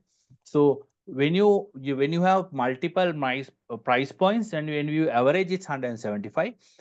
When the average goes to, let's say, 180, still we don't take a price increase. We are trying our level best to have a productivity initiatives through other means to manage it. In a worst case where, like if you can remember, there was a serious situation that there were no fertilizer in the country, and this and the prices gone up like crazy. Like, so our margin eroded drastically. When the margin eroded to break even level, even we try to absorb even in a temporary basis.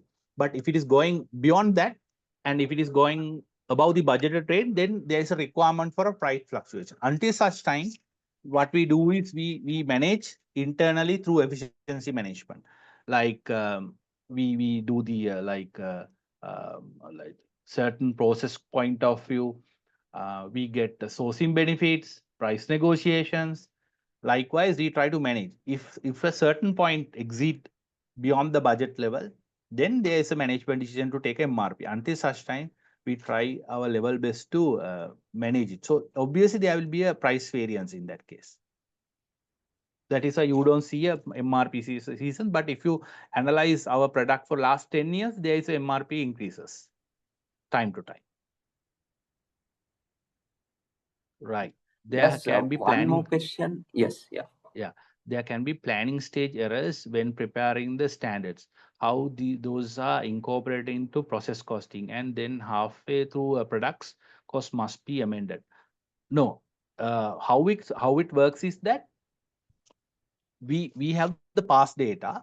We know what is the when you put a 1,000 cone, what is the expected outcome, we know, right? Unless we go for a different cone variety, that is hardly happening because our local farmers go on a regular variety. If any change, what we do is we take a batch of it and we do a separate trial, and we arrive what is the expected outcome. Then we will adjust our BOM. BOMs are not frequently adjusted. BOMs are bill of material, not frequently adjusted. Once a year, it might adjusted if any significant deviation. But 1 year period, we always compare actual output versus expected and take corrective actions then and there. And halfway, we will not change BOM. That variance will allow to hit in the P&L. So that is how we work. Like otherwise, I mean, it's very difficult to change time to time with the BOM. Then we don't know what is the original planned one versus the later one. Yeah, there's another question. During the foreign currency crisis, how did you arrange the cost? So of course, there was a reduction in the total production because there was a huge demand, whereas the supply was short in the grains point of view. So there was no chance of getting even imported. So obviously there was a curtail down in the supply, which resulted in a demand also. That's why you would see normally when you look at our product, even in a retail market, 1 month stock is readily available. At that time, it was gone to 2 to 3 days stocks even at the retailer level because of this. So fortunately, we being, I mean, backing with our farmers through the backward integration. I mean, we have a farmer community program, CSR programs, and buyback agreements. So through a lot of backward integration arrangement, our company, compared to competitors, was able to secure some grains from the farmers. But companies who were purely depend on the imported materials went out of the stocks in the market.